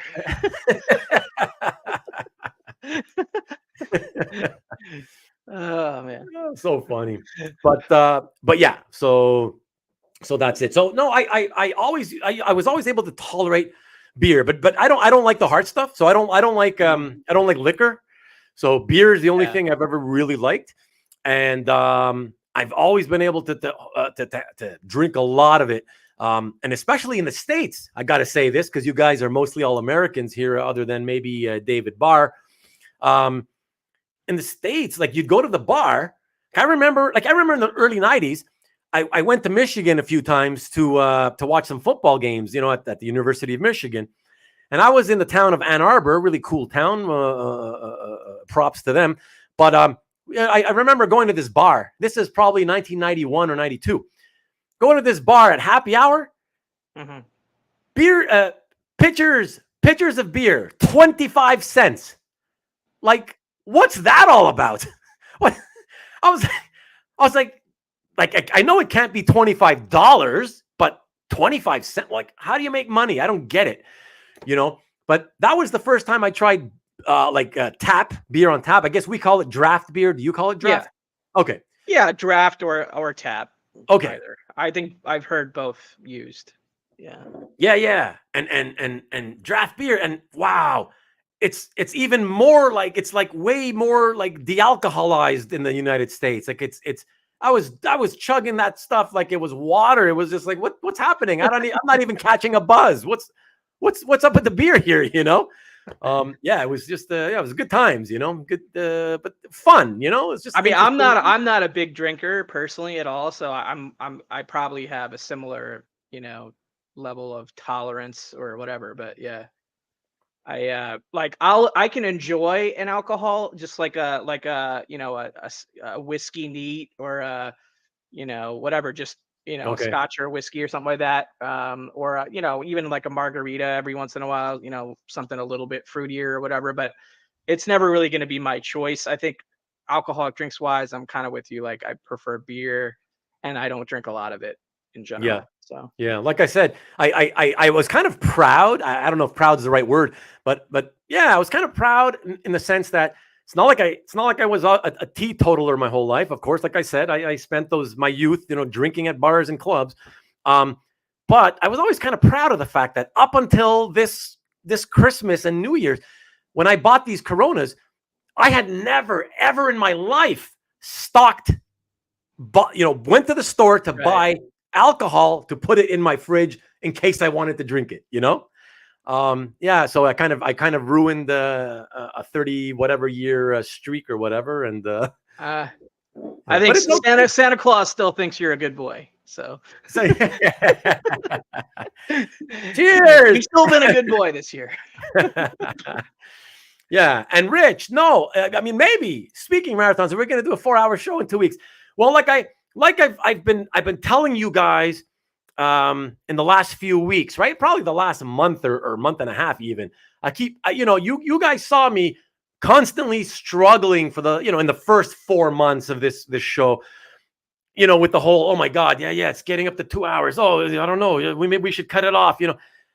And honestly, like I always say, it's not that I want to cut it off, but yeah, if the viewership is dropping, then yeah, it's probably time to cut it off. Or if the But guest has to leave for whatever reason. or the guest has to Yeah. leave, of course. It's always about the guest if they got to go, right? But yeah, but then, you know, as time has gone on, especially over the last 6 weeks, man, it's like, especially the last 2 or 3, it's like the viewership is peaking as we're getting to the second hour, crossing the second hour, then a few more add on past the second hour. So I'm like, you also got to keep in mind the last 2 Sundays were over specific holidays true, yeah, that are for sure. like bank closed, everybody closed style holidays. So I Yeah, think you will yeah. experience, like if you do a long marathon show on a holiday day like that, you will experience different people being free at different times Yeah, throughout the course of an evening kind of thing. yeah. But the More so than on a business Sunday, meaning it's you yeah, know tomorrow is work the next Monday day. morning for most people. Yeah. No, I get that. I get that. But no, I gotta say, it's like the I think it was last week's show, the New Year's show. I mean, it's not even like it was, you know, fluctuating. It was literally had, you know, it worked its way up in the first 10, 15 minutes. It hit its peak there. It dropped off by 2 or 3 viewers, and it pretty much stayed consistent all the way through. Okay. Maybe dropping to four total had dropped off from the peak. That's as much as it had dropped off. And then at the 2 hour and I don't know, 20-minute mark or something, a few more added on. And I got to the peak. It was just so bizarre. I was like, wow, that's like consistent. So that was telling me that the vast majority, other than those 3 or 4, had, you know, as soon as they tuned in, they stuck around for the duration. And we got a few extras to tuning in later on, you know. So that's awesome. That's why I always say, like, I appreciate that. And that's why over the last few weeks, guys, I've been saying that, you know, I'm trying to break away from this whole, what do you call it? Obsession, if you will, with worrying and stressing out about, oh my God, it's going too long. It's going too long. And yeah, from now on, especially now that I've rebranded this show as Comic Art Hangout, as opposed to Comic Art One-on-One, I'm gonna go by just having fun, and as long as we're all having fun and we're all still hanging out. See, right now we're at the peak again. We're still literally peaking. It's like nobody dropped off. Yeah, man, that hit of acid I took 2 hours ago. I'm peaking like a mother. A hit of acid. Yeah, we're peaking like crazy right now. That's funny. But yeah, so that's it. So that's what I'm gonna do, guys. I'm gonna keep it going, and anytime if a bunch of guys drop off, whatever, maybe then we'll cut it shorter or whatever, and hit a new record literally this second with 2 extras. So that's fantastic. So, anyways, that's all I'm trying to get at, guys. Get used to thinking of the show as what you see on the thumbnails. All right, it's a comic art hangout on Sunday nights for all of us friends to come in. Everybody's welcome. Tell your friends about it. It's a chill, relaxed way to be here. It's not an interview. Whoever's in the studio with me will just come in knowing they're just going to come in to hang. Sometimes we'll talk more with the guests and they'll talk more about themselves. But with the understanding, I've already done the show about nothing with you. So this is not my first rodeo doing even something like this. Doing even less than nothing. Yeah, exactly. It's like, here's nothing, and then here's where we are here. So, yeah. Cheers. Cheers. Yeah. So I'm getting, of course, to this late, Marcus. It's fun if you can do impersonations of a celeb. I don't know what that was in reference to, but not sure. I'm not a good impersonator guy. I'm like horrific, actually. And Jason, yeah, I noticed that a long time ago. First an F-bomb and now more alcohol. The censors shall hear about it. Yeah, like I've mentioned it before, and I know you have heard me, Jason. I've said it, that somewhere in the YouTube settings on the back end, there's a thing that asks you, is this for kids? Is this content for kids? And I set it to no when we opened the channel or whatever. So hopefully seeing alcohol drinking and swearing is not going to get us shut down at any point, and that's it. So let's see what else we got here. I see you. So you're talking about fun if you can do impersonation of a celeb, so you can answer the phone in the you're talking about the Jerry Lewis thing. I got you. Okay. I would love to be able to be a good impressionist, just so I could do impressions when they scam telemarketers. These assholes call me like 5 times a day. It's driving me nuts.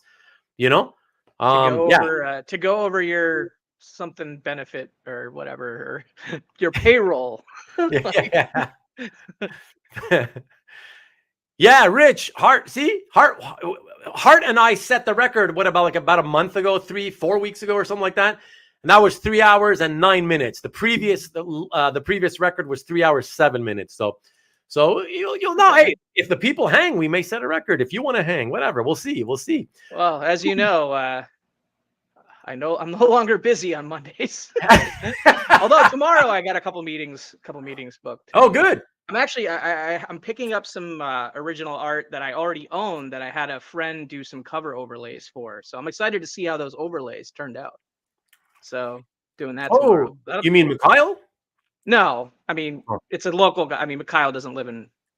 Oh no! I'm sorry. I didn't hear what I just heard about somebody with overlays. I thought you had to pick them up or whatever. Okay. Yeah. I'm gonna go pick it up. You're picking them up from some local guy who made them for you, or he's gonna drop them off. We just gotta figure it out. Yeah. Yeah. Is it a guy? Is it a guy who advertises his wares in the hobby? Yeah, he does restoration for comics. He does overlays for art and things like that. Phil, Phantom Restoration. Yeah. Okay, cool. But he's had the art. He's had my art for a minute while working on it. So I've been anxiously waiting to get both the art back and to see what the overlays look like. The final product and everything. But yeah. That's a good one. I like it, Jason. Stanley's back. Oh, nice. Okay, hold on. Let me get a few more. You'll have to catch up to that later on, I suppose. But yeah. We need some more international chat guys in the house. Exactly, David. Oh, and by the way, David, and before I forget, I apologize if I've already asked you. Did I ask you if you'd be interested in coming on in the studio with me instead of always being in the chat with everybody else? I'd love to have you come in one day, all the way from Oz. That'd be awesome. So let me know. I don't remember if I asked or not. And if I asked and you answered, I'm really apologize. I didn't see the answer and I still forgot. So, there we go. Tom Kadzalowski. Cheers to you, sir. I appreciate it, my friend. I was waiting for you to pronounce that last name. I was like, holy, I was like, I saw his comment like 20 minutes ago in the chat. And I'm like, how do I say that name? Kadzalowski. Lofsky. Okay, cool. Lofsky. And not if Stanley tells you to keep going. Yeah, right. Yeah. Well, I don't listen to Stanley. You know, he's not my keeper. Maybe they want your show to start an hour later. I don't think so. I'm you know, I gotta say, if excuse me. Careful now. Feel like you know what? You ever get like a dry spot? Yep. Usually takes some coughing to work out. Yeah. It's weird because I don't feel the need to cough anymore, but I still feel the dryness there. Yeah, I know the feeling. I've had it before. So weird. But yeah, no, that's one of the things that I really enjoyed out of the decisions that I made with the show is having chosen the 8 o'clock slot. I like that. I tend to get sleepy and tired because I don't get good sleep because of back issues I have. And so by like 6, 7, 8 o'clock, I tend to start feeling sleepy because of, you know, I'm just getting exhausted from not sleeping well. And so, yeah, so 8 o'clock is great. I like it.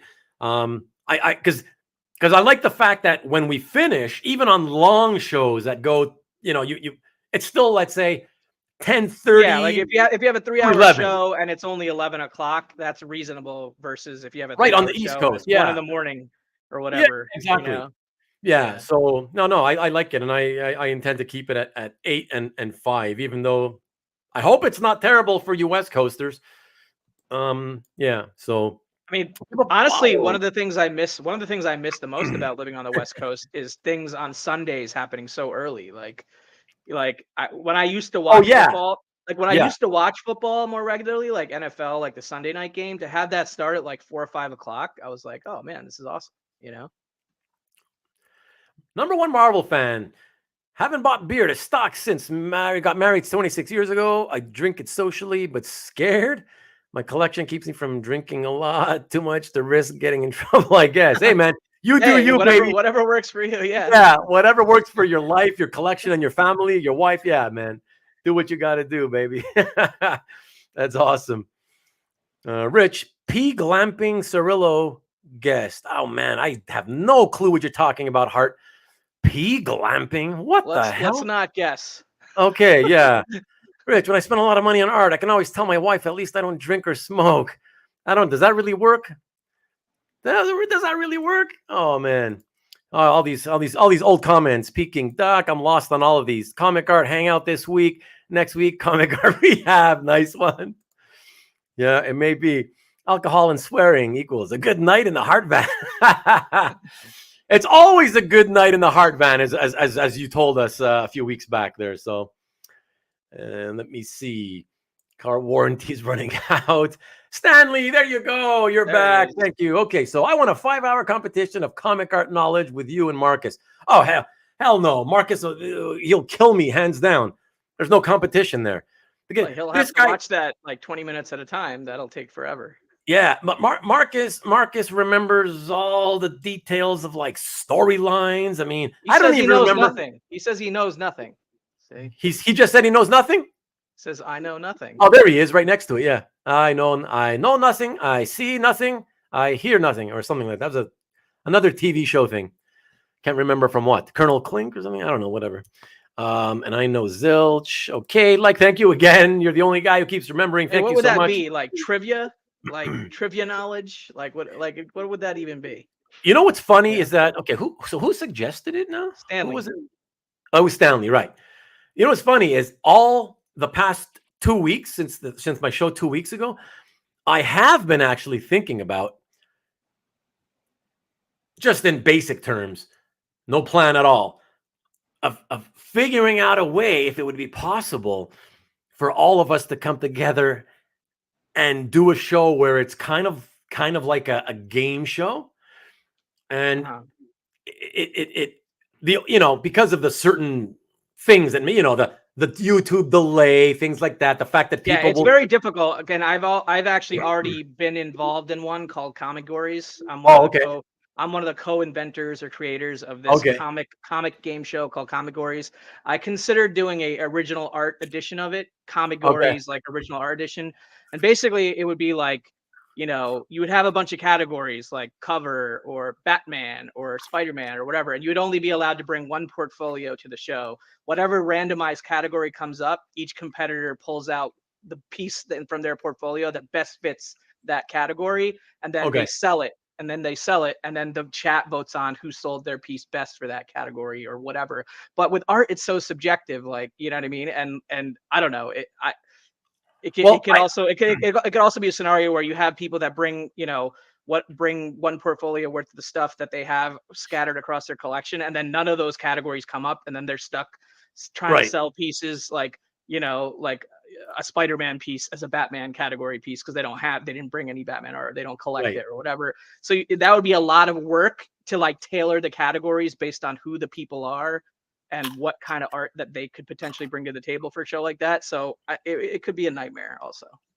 I'll be honest. That Comigory show, like they have to create like polls in real time and then share the poll link and like have people vote on the poll link and then show the poll at the end of that category to show like to determine who picked the best cover for that category and stuff. It's a lot of work to manage. It's a lot of work, very involved. Yeah. Exactly. Yeah. My ideas, and again, admittedly, very surface level ideas. Mine was more along the lines of simple trivia, like you mentioned. No selling of artwork, whatever. Just trivia about comics, comic art, mainly comics. I guess that's where the trivia originates from, right? Then you're dealing with a limited pool of guests that would actually know a lot of trivia, I guess. Yeah, that's it. It's not easy. It's not easy, Hello, Mikhail. Hey, Mikhail.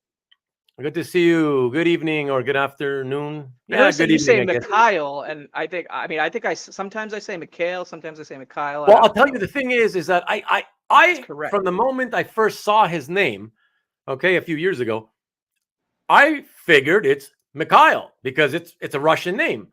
Right. But since everybody kept saying Mikhail, I was like, oh, it's Mikhail? I stupidly just assumed everybody knew what they were talking about. And then it turned out everybody was just mispronouncing it and he didn't bother to correct people. Oh, okay. Yeah. So he revealed to us that, I don't know, about a year or two ago, he revealed to us that his parents were fans of Mikhail Baryshnikov. Oh, right. Okay. And hence where the name comes from. So there you go. Yeah. So it has to be Mikhail. So there you go. I mean, because you said it that way, I would imagine because you take pronunciation so seriously that that's the way it was pronounced. I was like, oh man, have I been saying it wrong? Apparently you have, Kavi. Apparently. Yes, exactly. So the Hear Nothing, that whole thing was Hogan's Heroes. Okay. Yeah, it's not a show I ever watched, so that's why I wouldn't have remembered, The comic art trivia. Yeah, I know you're excited, Rich, but I don't know. We'll see. Who knows? I mean, if somebody could come in and do a lot of the legwork with me, then I would love to maybe produce the show and as a one-time thing to see if it could work or not as an experiment.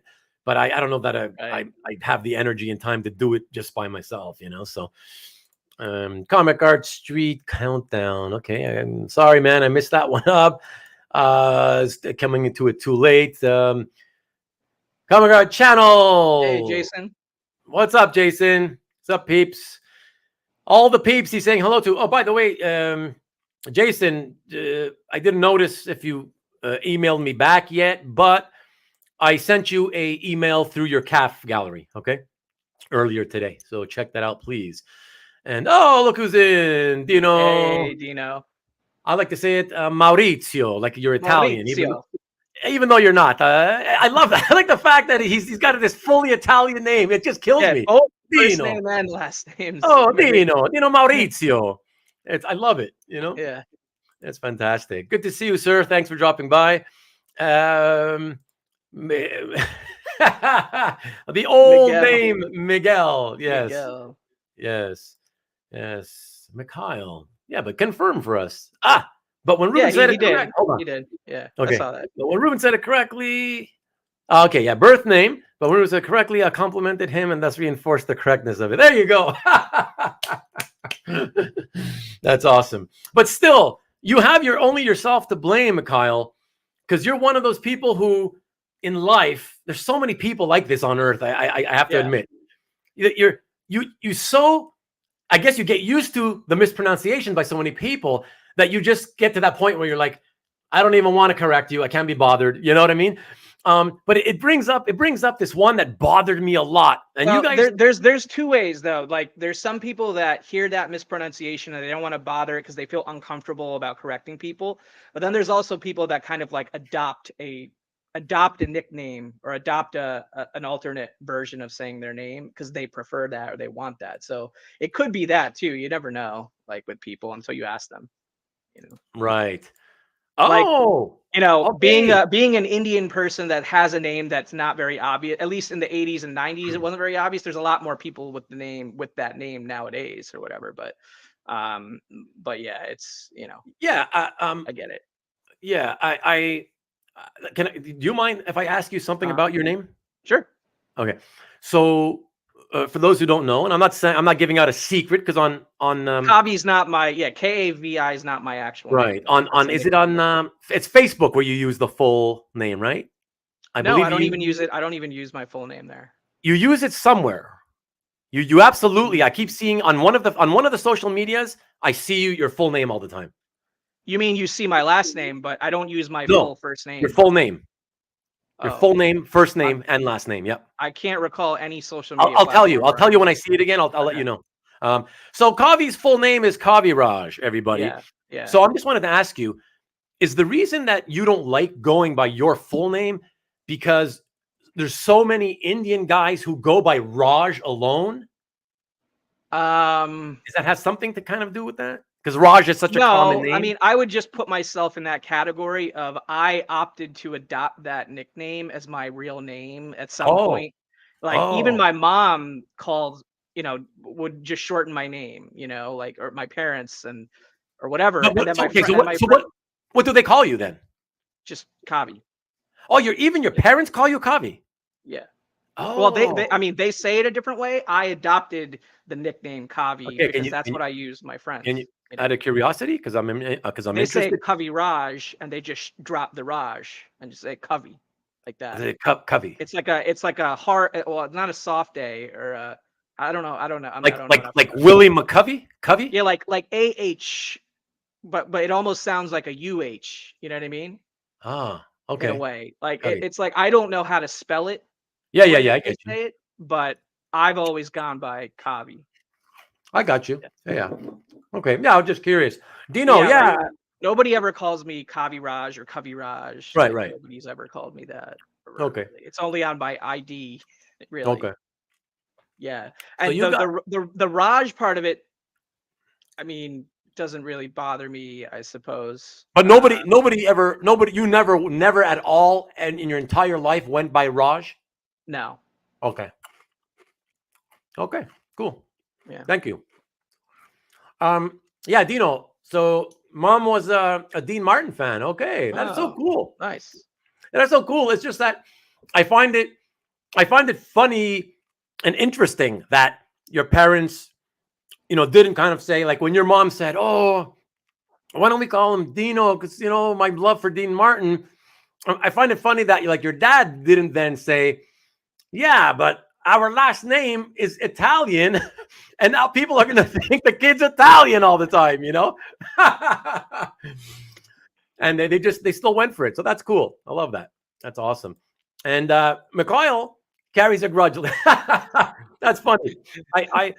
I just wanted to say about this whole name thing, right? About not correcting people. So Mhm.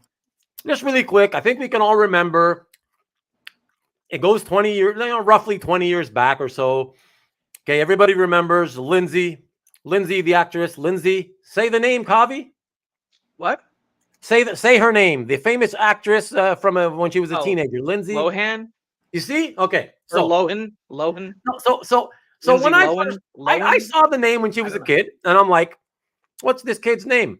Ah, Lindsay Lohan. Okay, Mhm. it's like a silent H. Lindsay Lohan. That's what I saw. And then I'm hearing everybody Lohan, and I'm like, ugh, it just doesn't Well, sound right. Like, you have the Han Solo and Han Solo thing. George Lucas like intentionally says it Han sometimes, I think to just mess with people.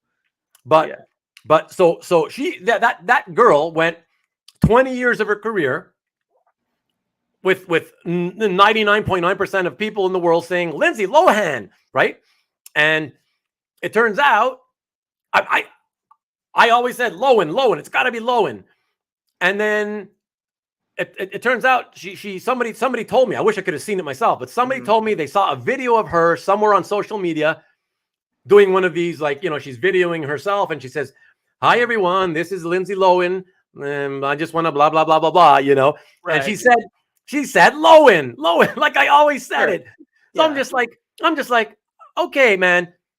Okay, fine. A lot of people make mistakes with names. That's fine, whatever. But she's to blame just as much as everybody else in the world for never taking the time out of all those millions of interviews that she sat down with people and they said, Lindsay Lohan, everybody. And she comes out. Shit, even before she comes out, when they're backstage before the show, how hard is it to tell people, by the way, my name, it's actually pronounced Lohan. Right. Please, like if I understand, like if she prefers Lohan, that's one thing. But if she then proceeds in her own organic speech or dialogue, pronounce it the other way or whatever, then it is kind of weird that she would not correct people. But I guess we don't know that she never corrects people. We just know, what's publicly used commonly, I guess. She may have corrected people. You never know. I don't know, because in maybe, public it was at some point Lohan. maybe it just became like, I've tried correcting people for so long, but they still use the mispronunciation anyway, so I'm not going to bother anymore. Maybe I could see that. David, that'd be awesome. Right, but you're working and on holidays. I don't know. Perhaps when the next time, if you can look at your, I don't know if you can look at your calendar in advance and see if there's a holiday Monday coming in at any time this year, like literally any time. If you look at this whole entire calendar year, see if there's a holiday Monday, and then email me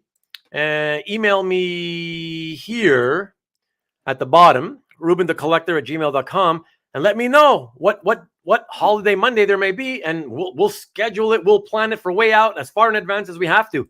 That'd be awesome. If that's all, because if that's all the only way you could manage to do it, let's plan it out far in advance. So there's a Monday holiday coming up, but only in the United States. Well, that's the thing, right? He's in Oz, so it's different, right? So that's MLK, right? In a couple of weeks. Yeah. So that's it. So Lindsay Cowan. Nice. People, many just call him ML. Yeah. I like real names though, if whenever possible. But what do you say, Mike? Nobody's giving movie roles to Lindsay Lohan, but Lindsay Lohan puts butts in seats. Yeah, pretty much. Pretty much, I guess so. Although not so much really anymore, does she? Like, when's the last time we saw her really, Yeah, I think she's kind of out of it. She's out. Then she went and opened up some clubs in, I don't know, somewhere on some sort of beachy type resort place somewhere. I don't know. And what are you, Rick? Few people know Ruben is actually pronounced Rubain. Oh, he's making fun because there's an accent on the E. Nice one, dude. Her PR team wants to hide the ethnicity in the name. What's the ethnicity though? I don't think there's any ethnicity. It's just Lohan. Thanks, David. Please do. I would love to. I would love to do this with you. So let me know. Thank you. I don't think there's any ethnicity there. So, anyways, she had a Netflix movie out. Okay. Okay. Yeah, but I'm you know, not it's not like, again, the fact that we don't know, it just shows how far out of the spotlight she had gone with her career, right? Because right. yeah, it's there was a time where, God, year after year after year, and everybody on earth, even if you didn't care about her, you could probably rattle off what her upcoming projects were, you know? Right. Yeah. Number one Marvel fan. How's your night going, by the way, number one Marvel fan? I mean, I know you started off pretty rough, all the stress with work and your employees and all that. And perfect that you said that, because yes, I was just going to do that next. So I hope you're feeling a little bit better. I hope we've managed to help you relax a bit. But yeah, let's take a look at the next piece of art here, Kavi. Why don't we do that? Which one did you have next? Oh, you want to You know? see it? You want to Well, know I in don't need to advance? see it in advance. I just don't Oh, yeah, remember. yeah. It was going to be the Archie piece. Oh, Archie. Okay, cool. Is that cool? Yeah. All right. All righty. Let us show this. Archie, number 143, page 1 by Harry Lucy. One of my, potentially, I haven't made up my mind yet, but definitely one of my favorite guys. And yes, I will say, I know it's heresy, apparently, to say it out loud, but I, believe it or not, am not that big of a DiCarlo fan. Like, he's down the list somewhere for me. Maybe, I don't know, like in the third, fourth, fifth, somewhere around there. Yeah, Lucy's probably either at the top or number 2 behind Montana, possibly for me. What those, I think they're pretty close for me as far as favorite Archie. But I appreciate DiCarlo's stuff, and even some of the modern guys' stuff, Dan Parent and stuff like that. But Archie is a category of artwork that I collect sort of occasionally, and I haven't done a great job of sharing that stuff or getting scans of it. This is a twice up page. I haven't even been able to get a better scan of this. Honestly, this is as good as I have right now. But it could be better, I suppose, as a scan. But I just find this to be a really hilarious page, hilarious scene. I like Archie and Ronnie, interactions and pages. If you're familiar with memes on the internet in the last, I want to say 10 years, it reminds me of that angry girlfriend or jealous girlfriend. Oh, yeah, yeah, the one looking back. Everybody knows Yeah, that yeah. meme. This is like the original version of that meme in Yeah, an yeah. Archie comic. And it's freaking classic. Yeah, it's a classic. NSN's even making a joke. Can't believe he didn't add the meme. And like, when I saw this piece and wanted to go after it, I was even thinking of that meme. I'm like, wow, like this is like one of the earliest versions of that meme I've seen in pop culture. It's pretty hilarious. But I love Lucy's art on Archie. Life with Archie 2 is probably my favorite Archie book. That classic cover of Archie in the middle and Betty and Veronica on both sides of him. They're all sipping out of the same milkshake. That one. Oh, yeah. Yeah, so that's a classic cover, and I own several copies of that comic. Obviously, that's cool. Yeah. Yeah. Oh, I think. Is it possible that you showed them on your show at one point? I definitely have shown that comic on my show before. I've never shown this art. Never shown this art anywhere. No. I mean the comic. Yeah. It looks like a Facebook meme from 1964. Exactly correct, and that's one of the things I love about it. So, Archie's eyes are led astray in front of Veronica, and it's just hilarious to me. Yeah, it's awesome. Yeah. And I'm not sure why you said Montana. I think he was saying he likes Bob Montana, or he's making a football joke. Well, no, that comes next. The joke comes after. But this one, I'm taking it to mean, I took it to mean that maybe he was trying to tell us that Lucy was one of the guys who started, I guess, ghosting from Montana, maybe, or I don't know. He'll let us know in a moment. I don't know. He'll let us know in a moment, but I do want to address your football comment. You like Montana, but Brady is good. Well, I would say Brady is a lot more good than Montana was. But them's fighting words, I know, especially for you being in Cali as you are. But you got to stick to your Montana, and I'll stick to my East Coaster Brady. And although Brady is a Cali kid too, so he's a Cali kid, but ever since he was responding to the top Archie artist questions. He said, you said top 2 Archie artists. So we said okay, Lucy okay. and he said Montana, and I would agree, as those are my top 2 as well. So Oh, there you go. Okay. not that you have to rank and all that. I'm not really No, that no. big in, like, honestly, that's something I see in the community happening a lot that I'm not that big into doing. Like, ranking Say that again, Kavi. ranking artists within a like Oh, Spider-Man, yeah. Spider-Man artist, all that. Like, it's, yeah. I mean, if you want to do it, that's cool. I don't always do that. Like, I always don't have that determined in my head. But with Yeah, me Archie, too. there's literally been like 5 artists in the last 50 years that are prominent in it. So, Oh no, I yeah. do have my preferences, I guess, but content wise, it's like it's all very similar anyway. Yeah, Um, absolutely. Yeah, I've never ranked them, but the reason it comes to mind is simply because I have a couple of friends who are really into Archie, Your image and is getting a little choppy. I don't know if that's just for me or for oh, everybody, but it looks a little that's weird because blurry. it Anyway, looks I didn't mean to clear. cut you off and ruin No, your no, flow, but yeah, no. I mean, but if little off. it's anybody else think it's screwed up or anything, let me know, please. At least for Um, me, I'm having a hard time. It's a little bit blurry, but it's fine. I can still oh, it's tell what you're saying. getting blurry. You know, it's funny because Yeah. on the episode I did on vintage paperbacks, Mhm. yeah, Paperback art. paperback Yeah. art, back in the summer, you know, somebody had told me that oh yeah, at some point that near the end, over the last few minutes, it was suddenly your screen was getting blurry, and I was like, really? Because it All looked right. good, but then yeah, when I It's already improving a little bit, at least for me. So okay, yeah. but when I went on the rewind, every time I checked it out on rewind multiple times, yeah, right near the end, for like 2.5 minutes, my whole screen is all blurry, like Huh. bad blurry. All right. Yeah, Well, now they're saying we're both blurred. So I don't know. he's saying it's because of the beer blur. Yeah, but I'm the one drinking, not Kavi. It should be me seeing him being blurry, Heart. Yeah. Well, all right. Yeah. Well, whatever. We'll put up with the tech gods. Uh, Corona, Corona beer goggles is. Oh, you were saying before I cut you off and said you were blurry. What were you saying? Yeah. So I just wanted to say that so I got a couple of friends who are pretty heavy into they're really into Archie art. Mhm. And the reason I picked up an Archie page last year myself, because of them. Like I would, these are two friends who I see at the comic art gathering at Jeff's house, Yeah. Yeah. and Yeah. Jeff is one of those friends, right?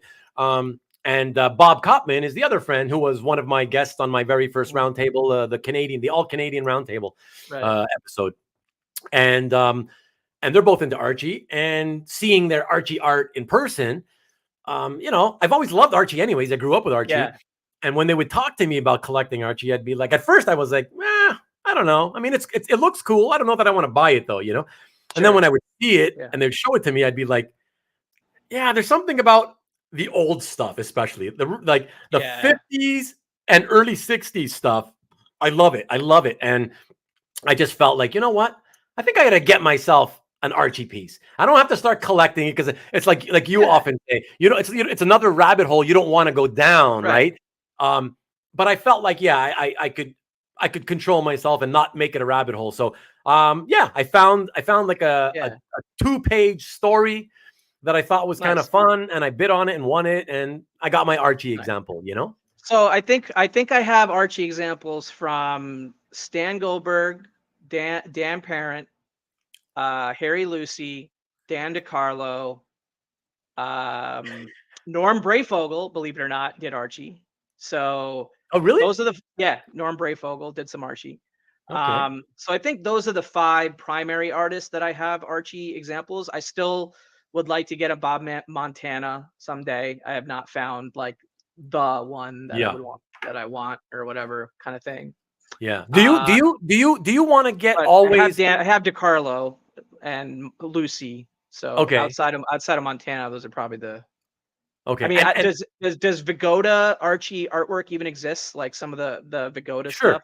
Sure. Like, is it out? I haven't seen any for sale that I could buy, but I haven't looked that hard either. Oh, I think it's probably because it just doesn't come up often, Yeah. Yeah. But that no, would it's be out like there. the Mount Rushmore of Archie, I suppose. Like, Really? I'm sure there's others who have done it artwork in that Yeah. space. Like, I like Fiona Staples's artwork on Archie, but she's a digital artist. So Yeah. yeah.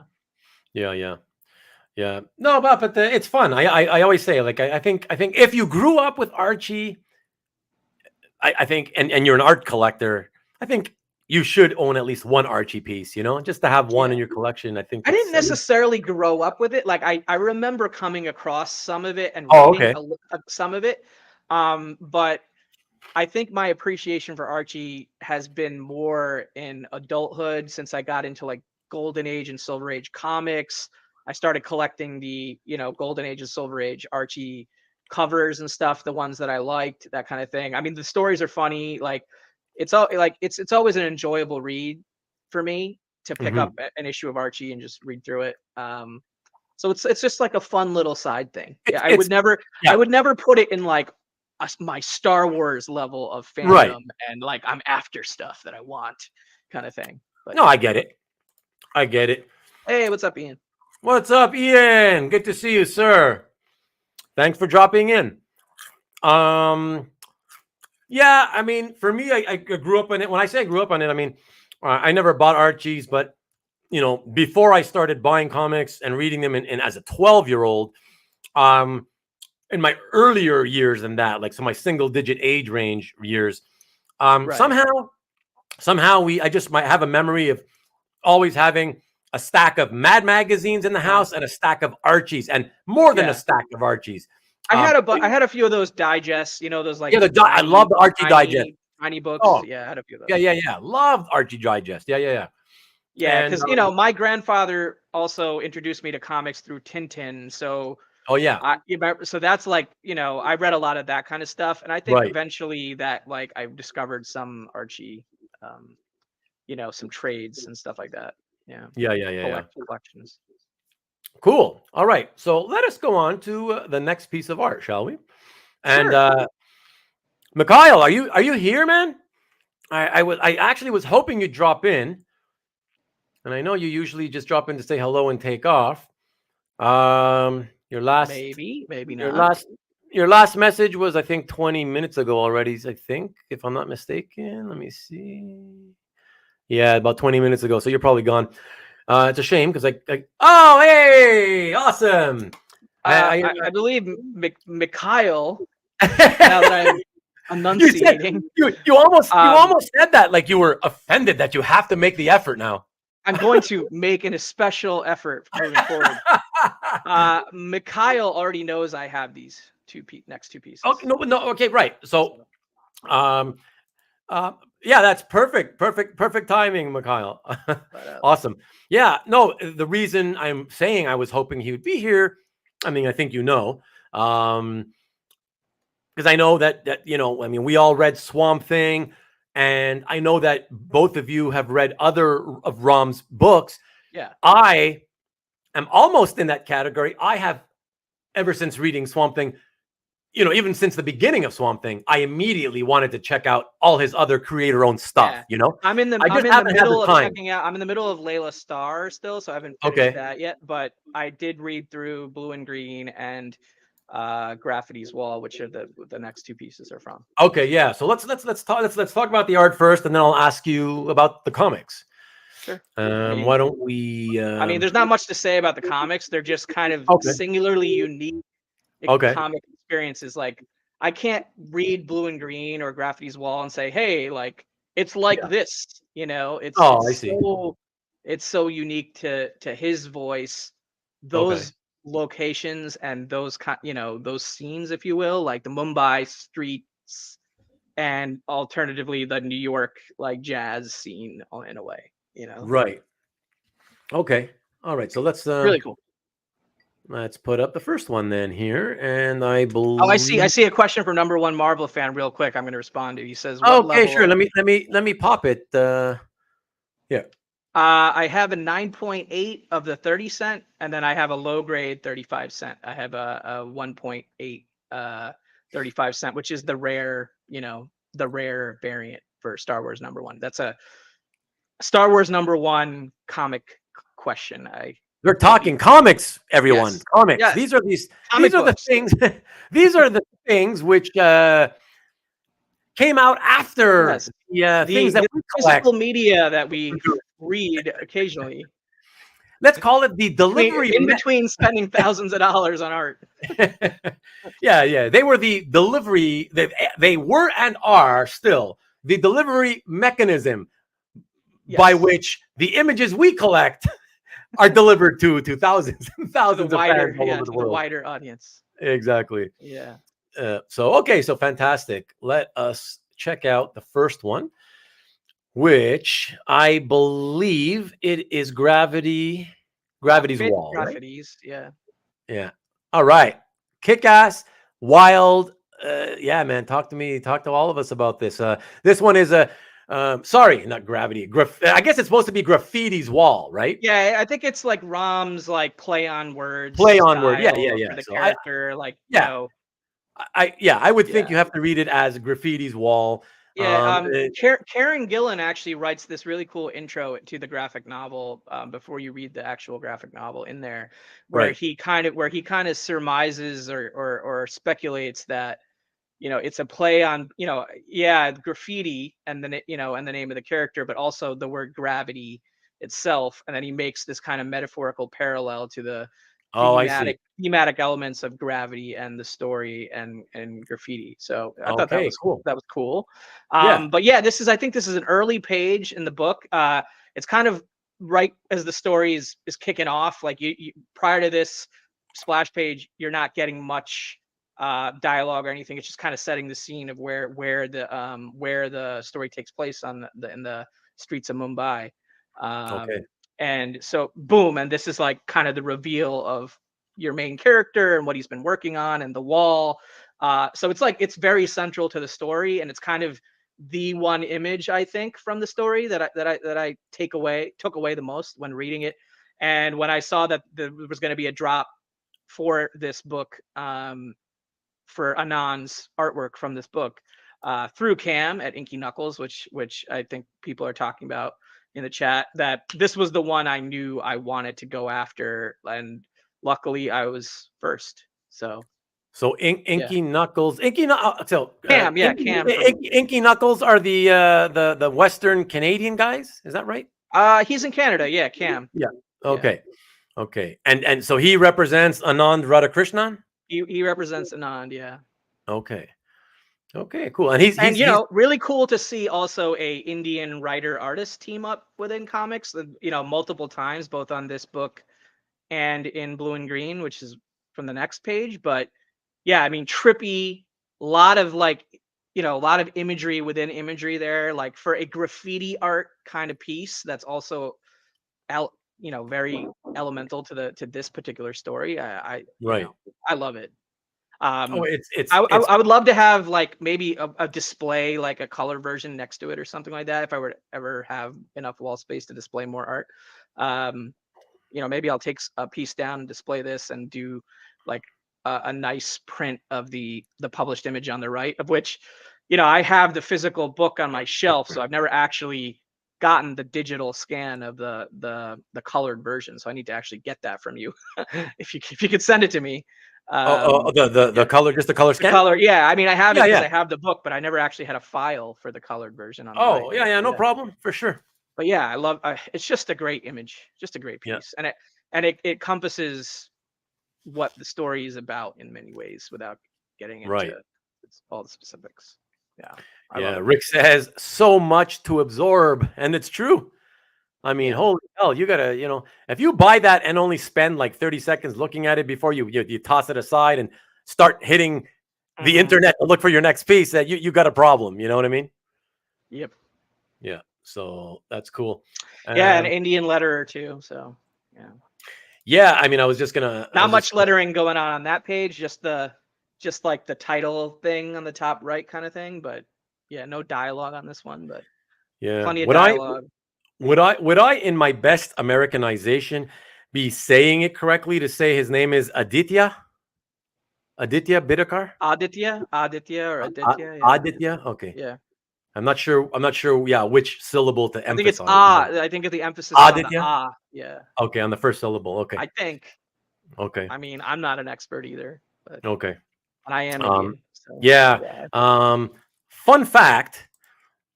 So when I started reading Swamp Thing and I started looking around, like, oh, let me see what else Rom has done Yeah, that's in the self-publishing stuff, the or indie in world. indie world. The Image Comics, like Image put out Blue and Green, and Dark Horse put out Graphities. Okay, fair enough. Yeah. Yeah. So I said to myself, it's been so long that I didn't try to, contact an artist to try to rep them, and when I saw the artwork that some of the guys that he worked with on some of his books were doing, I was like, wow, like the stuff coming out from India, it's to me at least, it was really impressive. Yeah. I really, really enjoyed a lot of the stuff. I was like, what I was doing? I was like getting out on like, and again, I know this usually results in zero success. But I was like so excited about it. I actually reached out to a bunch of the artists he had worked with, all the Indian guys, all of whom pretty much still live in India, from what I could tell on their like social media. Sure. Yeah, just sort of telling them how much I love their stuff and letting them know, hey, I don't know if you sell your stuff. Would you want to sell it? If you do sell it, I would love to handle your art sales or whatever. Right. And I thought, man, because if I could get not just one guy, but if I could get a few of the guys, maybe be the go-to guy for all the Indian artists. Right, like Jiggy is in the Philippines. With the Philippines, yeah. And I thought that would be cool, but like, I don't know, like, social, again, they don't know me from a hole in the wall. Right. Although I did mention who I am. I gave these people links, and whatever. And pretty much none of them like responded. So it's, I don't know, maybe they think I'm just some guy looking to rip them off. Maybe it might be a thing where like they're getting that from multiple. Yeah. Right. Multiple angles. So they don't know what to do, but. Yeah, exactly. So it's a shame because I thought that would have been fun, a fun little niche to have, Right. And also because I love to expose people who I think are deserving of more attention to more attention. And I don't think, just because of the whole, you're a foreigner in a faraway country. A lot of people in America are not going to pay much attention to Indian artists, like whose names they can't pronounce. You know what I mean? Like, so I thought yeah, I mean, you even look at Ram V on the writing side, he just shortens his last name to V. Yeah, exactly. So for that reason, so I thought I would love to have helped. Try to bring more attention to them that way. But and Mikhail's mentioning some other great books. I haven't read all of these yet either, so I want to get to some of these other ones. Yeah. Rom does have some drawing chops too. Yeah. Yeah, exactly. The telemarketer. Yeah. Well, I tried. What can I say? I wanted to give my Indian brethren. Well, they're not really my brethren, but I wanted to give them attention in North America. Hey, Indian artists, do you know my friend Kavi?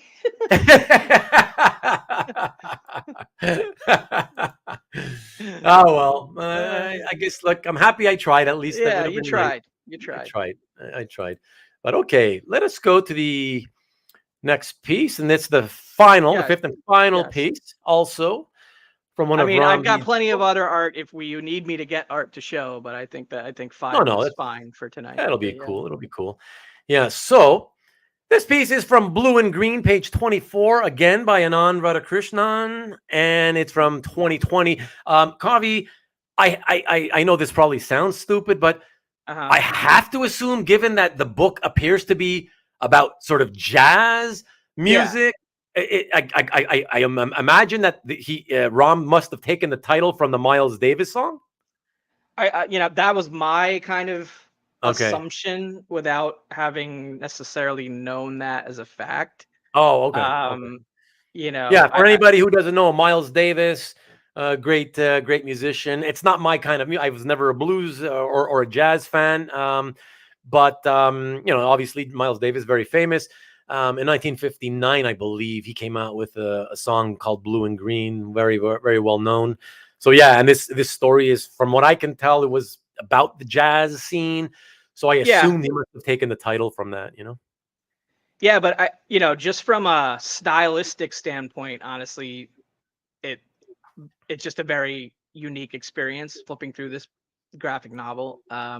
This wasn't necessarily the page I was hoping to get. I do like the page, especially the second panel of the flautist, and then that kind of like bizarre third panel that's kind of very creepy in a way, which I don't Yeah, necessarily think is meant to be taken literal. That's kind of like it's like a flash in his mind kind of thing, right. as he's kind of describing what he's seeing. It's a cool page, and you can see that there was digital color work done over the pencils as well. But there was also some watercolor color work done right on the actual art itself. I found the process around some of these pages to be kind of super interesting. There were pages in this book that actually had images of like known artists, and one of them had Kurt Cobain on it, and that was the page I really kind of wanted. Fortunately, Oh, I was not first on that oh, one. really? Yeah, Okay. yeah, I was always been a big Nirvana fan, and I was just cool to see a very kind of this style, but Kurt, drawn in that. It was, the whole page wasn't focused around Kurt, but there was a panel with him on it Right. in one of the pages, and I believe there's a few other like recognizable artists and people throughout the book, but uh, really cool, interesting artwork. These are not done on 11 by 17 Oh, what are they doing boards. on? These are done on like 11 by eighth. What's that? A4? 8.5 by 11? Yeah, 8.5 by 11. Like a regular paper size Oh, I kind of see. thing. Okay. Yeah, so it's a bit small. It's a bit undersized uh, on Yeah. the artboard or whatever, but still really cool. Yeah. No, very nice. I'm curious. I mean, and you don't have to say if you don't want to. That's cool too, obviously. But would you call that Anand's work? Is it affordable for people, Yeah, or I would say it's beyond reasonable slash affordable.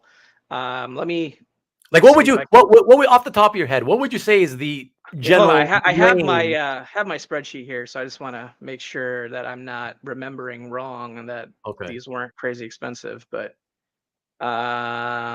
yeah, that was a 200 something dollar page, Oh, okay. and the big splash page from Graffiti's wall, that was like a $500 splash, which was an Okay. What's a splash? So amazing that makes image. sense. Yeah. Yeah, so I was That's like, that's pretty sign me up, that's that's pretty reasonable. Yeah. yeah. Mikhail has a whole issue, I believe, or Oh. not issue. It's one graphic novel split up into 4 Oh, chapters. He chapters. Yeah. has, yeah, so they did different drops for like different chapters, and he has one of the whole chapters. I want to say Mikhail. Okay. Yeah, so he's got a lot Yeah. of I good may stuff. I may have already actually seen some of it, and then Yeah, the maybe chapters. even left you a comment on some of it. But Mhm. yeah, thanks. I'll check it out when I have some time. Yeah. Yeah, That's that cool. did kind of feel Electra Assassin, that third panel in a way, on that page. I don't know if that Yeah. was You intentional, but did you yeah. did you think that too, or only after number one Marvel fans said that? I didn't think that going into the purchase necessarily, but Okay. in seeing it, I can kind of see that. Okay. Yeah. But what I mean, about what I about this? like I just like the vibe of that book, Yeah. It's Yeah. very noir feeling. It's not like, it's got that kind of just smoky, noiry NYC-ness about it, and I just love that. So, Okay. And what about the fact that the Star Wars geeks are always like making everything about Star Wars?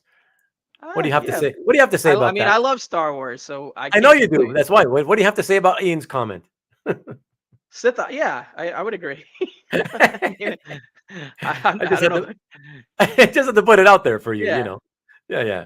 So Rich says, Kavi, since you're a Nirvana fan, you probably haven't seen it, but Neil Adams drew a commission based on Kurt Cobain's art that we have up Oh, at Continuity Studios. I'll take a look. Yeah, that's cool. Yeah. So drew a Was it commission. I'm assuming it was for someone that requested that commission, but Yeah, because that's kind of an odd thing, unless he was That's an odd, yeah. Like commissioned. I'm wondering what happened to the commissioner in that case. Then maybe I don't know, but yeah. Yeah. Yeah, let Kavi know, Rich. Yeah, I Yeah. actually have. I mean, you can't see it behind me. It's in another part of my place, but in another hallway somewhere, I have an original one of those like thick, almost. It's not a standee. It's like a poster, right? It's like a 24 by 36 poster, but it's one of those thicker ones that is like supported by like a wood frame or whatever of Nirvana. You know that famous picture of them with when Kurt's wearing those like crazy glasses, and Oh, it's like black and white, and he's wearing yeah. those The oversized crazy glasses. glasses. Yeah. Yeah, and Dave Grohl and Chris Novoselic are on either side of him. So I have an official like, one that was used in a record store that was provided by Geffen to a store at some point in the 90s, and it was up in the offices of Geffen Records. And when I left Universal Music Group, I took that from my office along with a bunch of other things because I could at Hmm. the time. So I just Yeah, took it yeah. and now it's in my hallway. So it's something I see every day. It's really cool. Okay.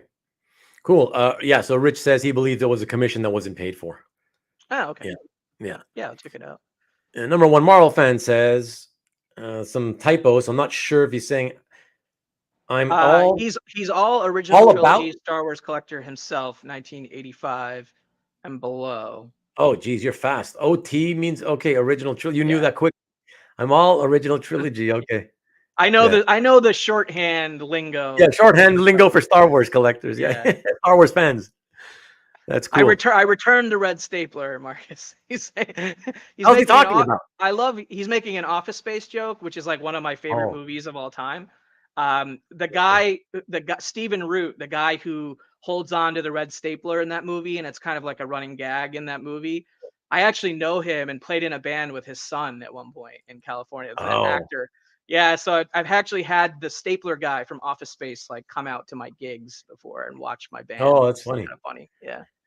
That's funny. That's Yeah. something I just learned. I didn't know that you actually played in a band before. I played in several bands. It's been a long time though, so I haven't done it Yeah. since I've become busy, quote unquote. Yeah. With Very, life, very with real busy. life. Yeah.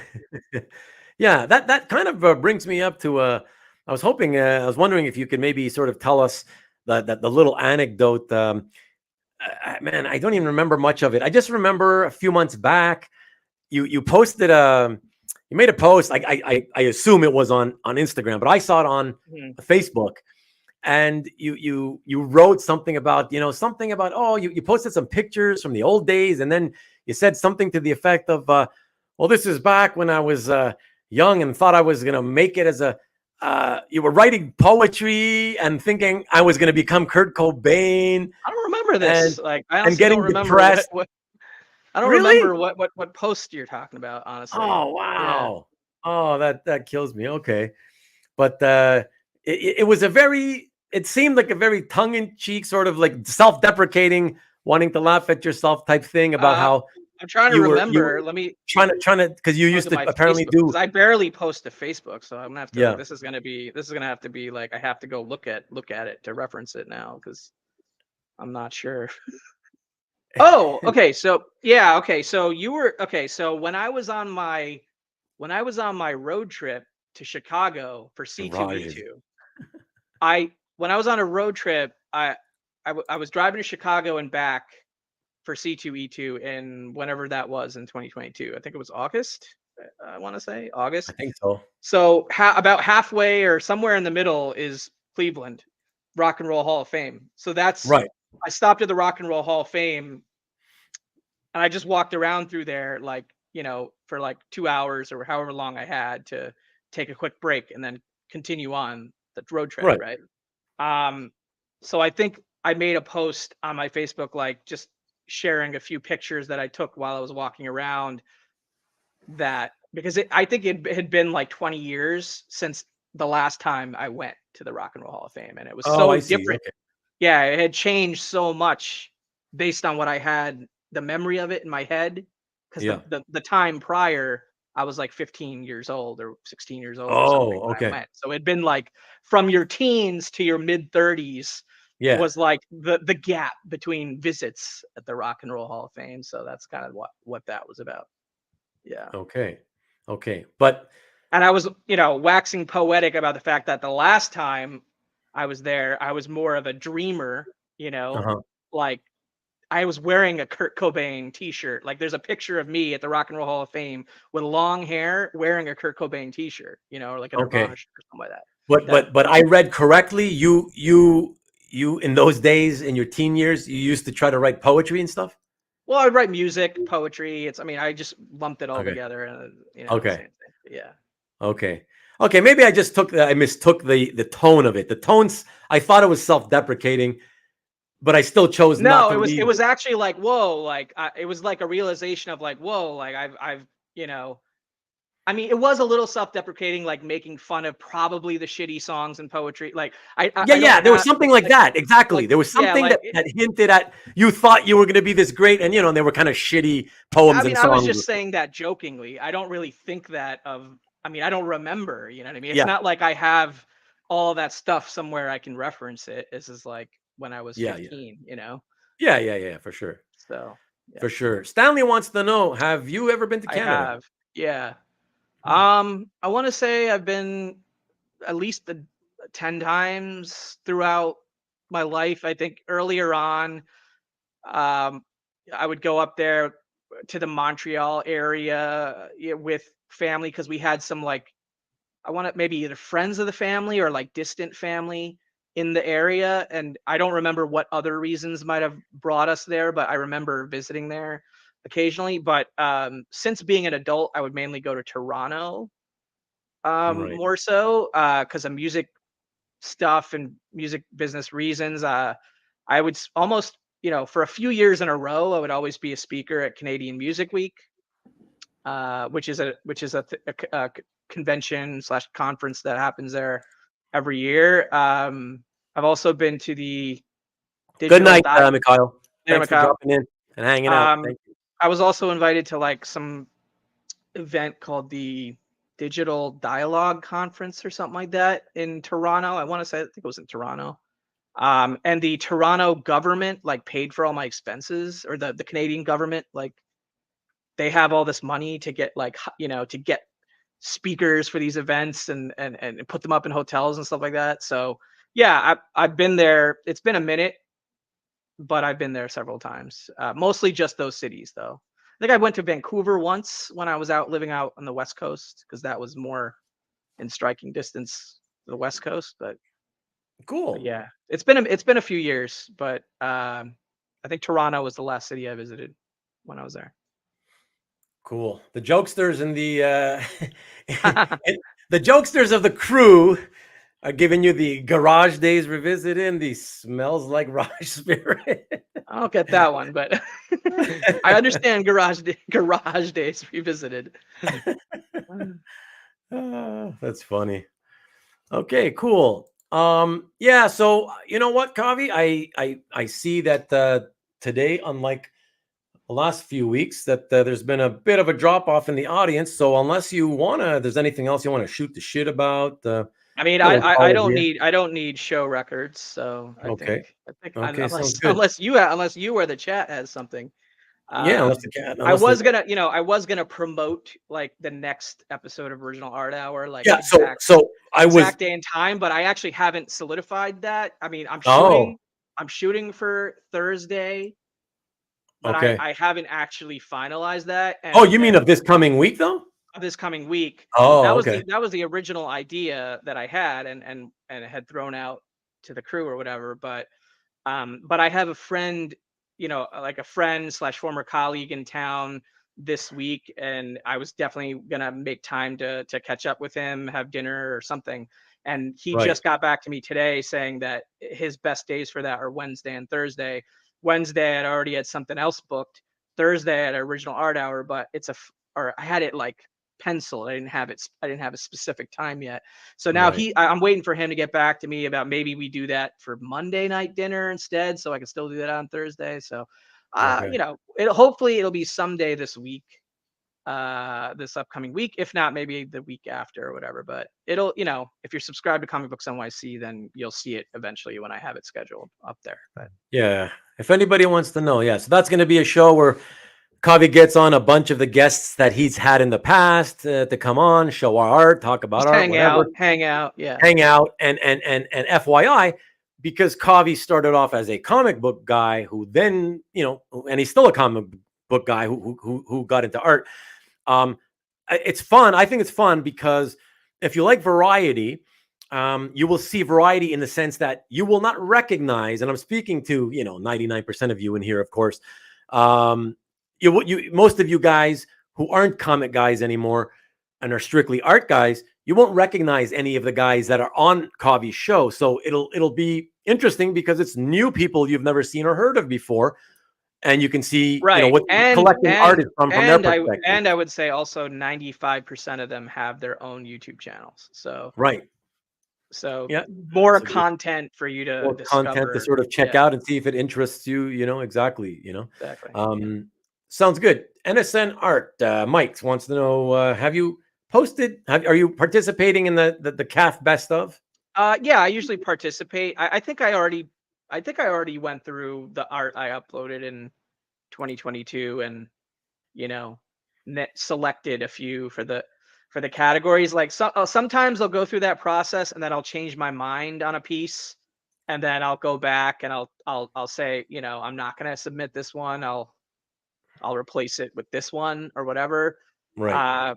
I tend to focus on for example, I wanted to include that JPL Die Hard cover possibly in the best cover category, or maybe even the Mike Perkins Swamp Thing number 8 cover, which I uploaded, right at the end of the year, right before the switchover. But that's a category that's so stacked that I know that those are not going to win. You know what I'm saying? I feel like some vintage cover from Marvel 60s. Oh yeah. Listen, or whatever, something Dino uploads. More is gonna no offense, but that's what's gonna happen, right? So why would I waste my entry on that? Quote unquote. I mean, not that it really matters, but so I tend to submit in the unpublished sketch, convention sketch, and I tend to submit in those kind of categories. I feel like, because I think the art maybe it's a little bit easier to compete in those categories. So yeah, I got to compete against Dark Knight Returns 1 and 3 and X-Men 1. Yeah. Even if you input an interior panel page that you're really proud of, it's is it really going to compete with the Tom Fish's whatever he up? Not that he submits for best of. Maybe he does, maybe he doesn't. I don't remember, but you know what I mean? Exactly. Yeah, it's not going to make sense. So yeah, for sure. Good night to you. I don't really put much weight into it, but yeah. Yeah, I know you're probably off to have dinner, Hart. So thanks for dropping by tonight and hanging out. I appreciate you, man. Dinner. I'll talk to you soon. It's only 7:30. Oh, that's it. He's on the West Coast, so figure it's time to eat for him. And unlike Marcus never eats. Marcus survives. He survives on oxygen. He can run on oxygen and go all day, all night. That's what the ladies say too, apparently. That's what I heard. That's what she said. I am there to not compete. I was just thrilled to get 1 vote last year. Right. Yeah, I mean, it shouldn't be about. I think my DWJ Electra convention sketch from NYCC 2021 was a runner up in the final voting. So I got to I got past whatever the first round is, and then I guess it was the second most voted for in that category. So I've come close to winning with that one particular piece. But yeah, like Marcus said, no size in that one, so I didn't get full due for that piece.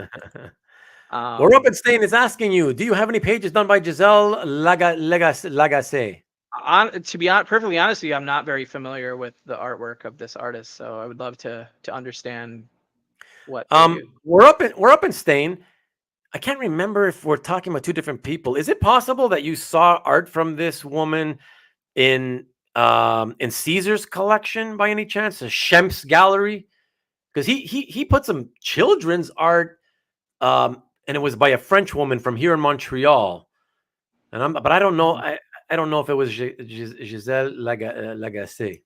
Anyways, Is this like European comic art, or is this other kind of art?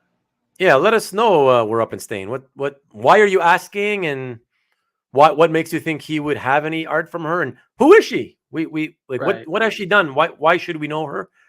Why should we get to know her? Yeah, that'd be kind of interesting to know. Kind of a very specific person to ask so about, right? specific. Like, Yeah, it's just she's like, Canadian, so okay. maybe he's asking I, you because of that. I don't know why, but I mean, oh, I don't know.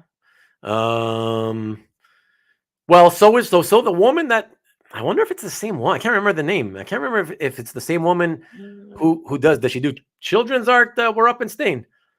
Like I said, in Shemp's Gallery, Caesar. Sad to see you weren't here tonight, Caesar. Are the 49ers playing right now? Is that why? He's probably watching 49ers if they're playing. But yeah, I don't know if it's the same person. The one that the French woman that did work and it was children's work in Shemp's Gallery. She's not only Canadian but from Montreal. But I don't know. But we're up in Stain. You came in, you asked the question, and then you left without even waiting for the answer. What's up with that? whatever. What's up? Okay. What's this? Archie Archie Boop for Dynamite. So is this like a modern Archie book? Because if it's Oh, that's what she's doing. Yeah, I Oh. mean, if it's very new, then I probably not And haven't read it Gwenpool. yet. Oh, Gwenpool, okay, interesting. okay. Archie Betty Boop for Dynamite and Gwenpool. Interesting. Okay. Still would love to have known if we're up in Stanton why he particularly asked about about her. I don't Maybe know. he just discovered her and he likes her or something. I guess it's possible. Goss? How do you pronounce that? Like H? Well, so I'm not. First of all, I'm not even sure if he misspelled it. It could be. Right. Well, there's only 9. There's only 9 pieces on CAF that exist, but from this artist currently. One of them is an Archie meets Ramones cover. That's cool. Thank you, Rick. I appreciate you checking up for me. So Okay, 8 pieces so of I guess art on CAF. Okay, and one of them is a photo. So yeah.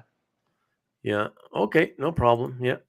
So no. I mean, once Marcus wrote, that she was drawing, these well-known titles and characters, I knew right away it wasn't the person I was thinking about in Caesar's Gallery. So, right. But yeah, sorry, we're up in Stain. But the answer is no. I guess if you end up coming back to watch on Rewind, you'll know that the answer is no. Neither of us have any art by her. Yeah, I'm not sure because of how he spelled it. I'm not sure if it's with an accent on the E. And if it's an LA or an LE, then it could be Lagacé or Legacé. It typically would be LA, Lagacé, with an accent on the E. So I'm not really sure, but yeah, Giselle Lagacé. Interesting. And usually Giselle, especially in French, would typically have 2 L's. But that's an interesting name. Yeah, not familiar with her. So there you go. No. Oh, here comes, of course, Stanley. Stanley, first of all, Stanley, before I even highlight your comment, okay, I want you to know that you asked us a question really, really early on in the show, and I skipped over it, meaning to get back to it, but I didn't get back to it until a long time later, but I did finally get back to it. I scrolled all the way up to find it just for you, my friend, and I answered the question, and I could tell you weren't here listening to it. So I know that you left, and I was berating you for always asking me to make these shows 5 and 6 hours long. And yet now I discovered that you come in and then you leave and then you come back maybe later. So you're not even watching most of the content, even though you're begging me to make the shows long. So FYI, I did answer your question. What was it about? Oh, how I and Kavi and I met.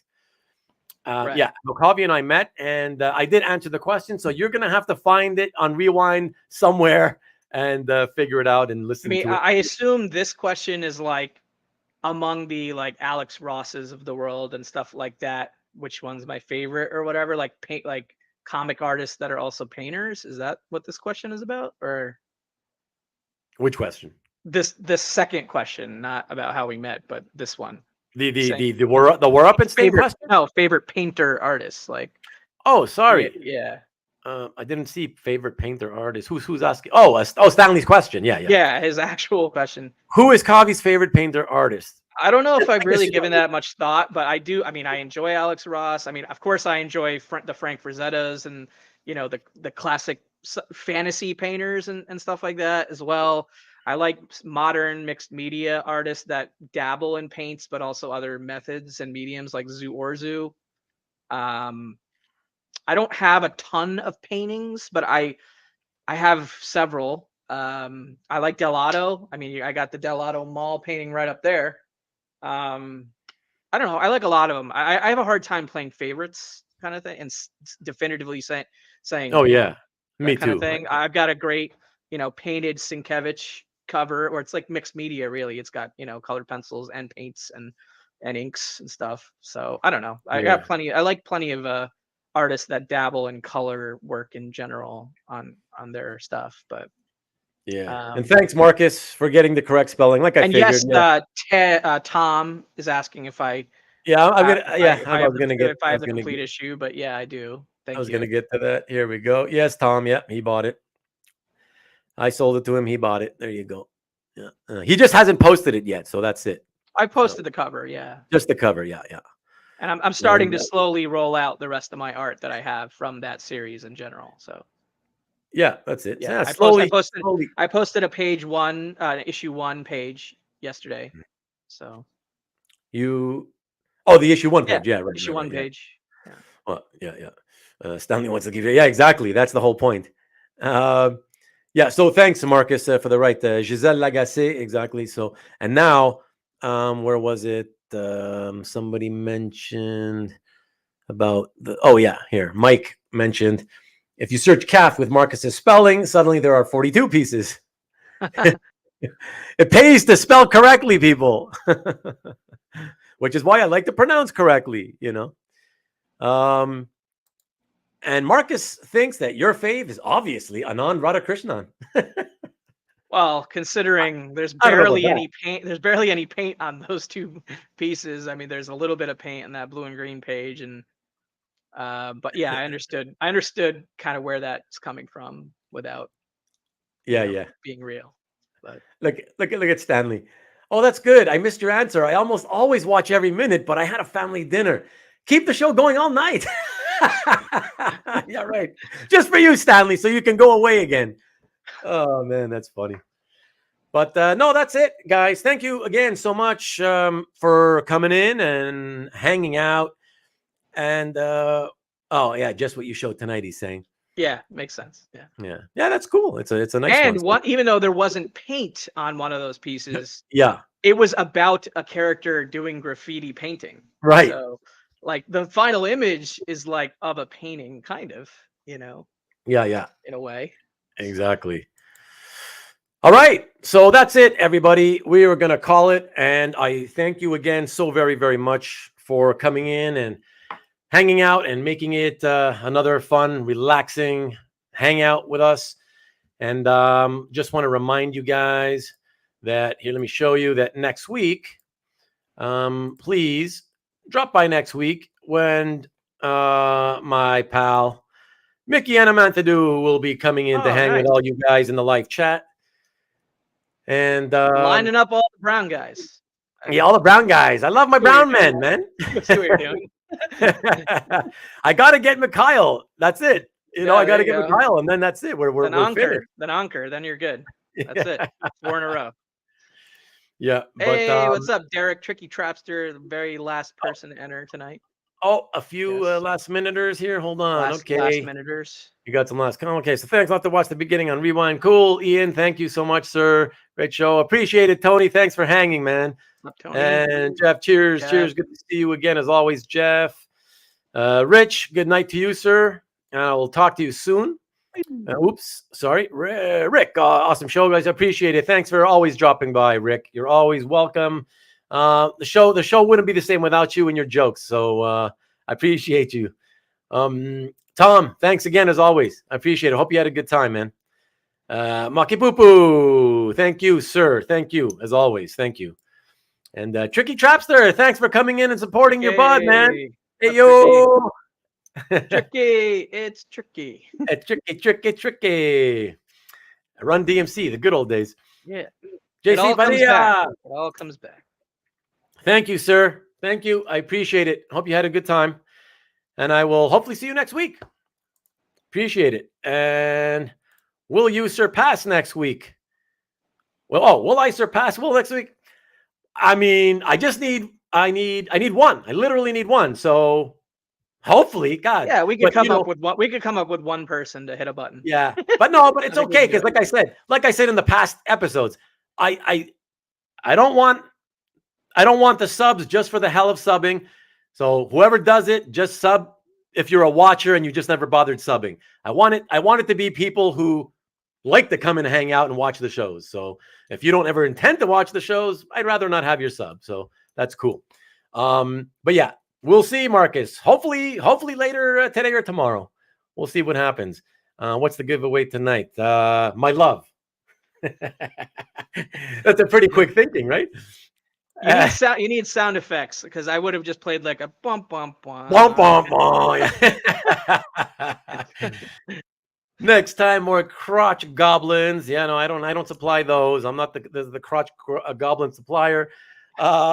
Jason, thank you, sir. I appreciate it. Thank you. And Jason's got a good show. Speaking of good shows, so yeah, he's got a good channel. I just started watching his content, so I'm hoping to get him on. So hopefully he'll reach out to me and I'll talk and maybe give a little bit of shine to his channel too, and tell more people about it. So get back in touch with me, Jason. I'll await your email. And Ian, you got 6.5 more hours of chat time. Yeah. So Stanley thinks. All right, guys. I appreciate it. Thanks again for everything. And remember to tune in next week when Mickey and Namantadu will be here in the chat. And look at that. Look at all these guys. Push for that 3 hours. Your love, I'll take it. There you go, Tom. Thank you. There's a guy. Thanks for watching, everybody. Thanks for hanging out. I appreciate it. Okay, awesome, Jason. Thank you. Thank you so much. And let me leave you with the banner for next week. Give me a second.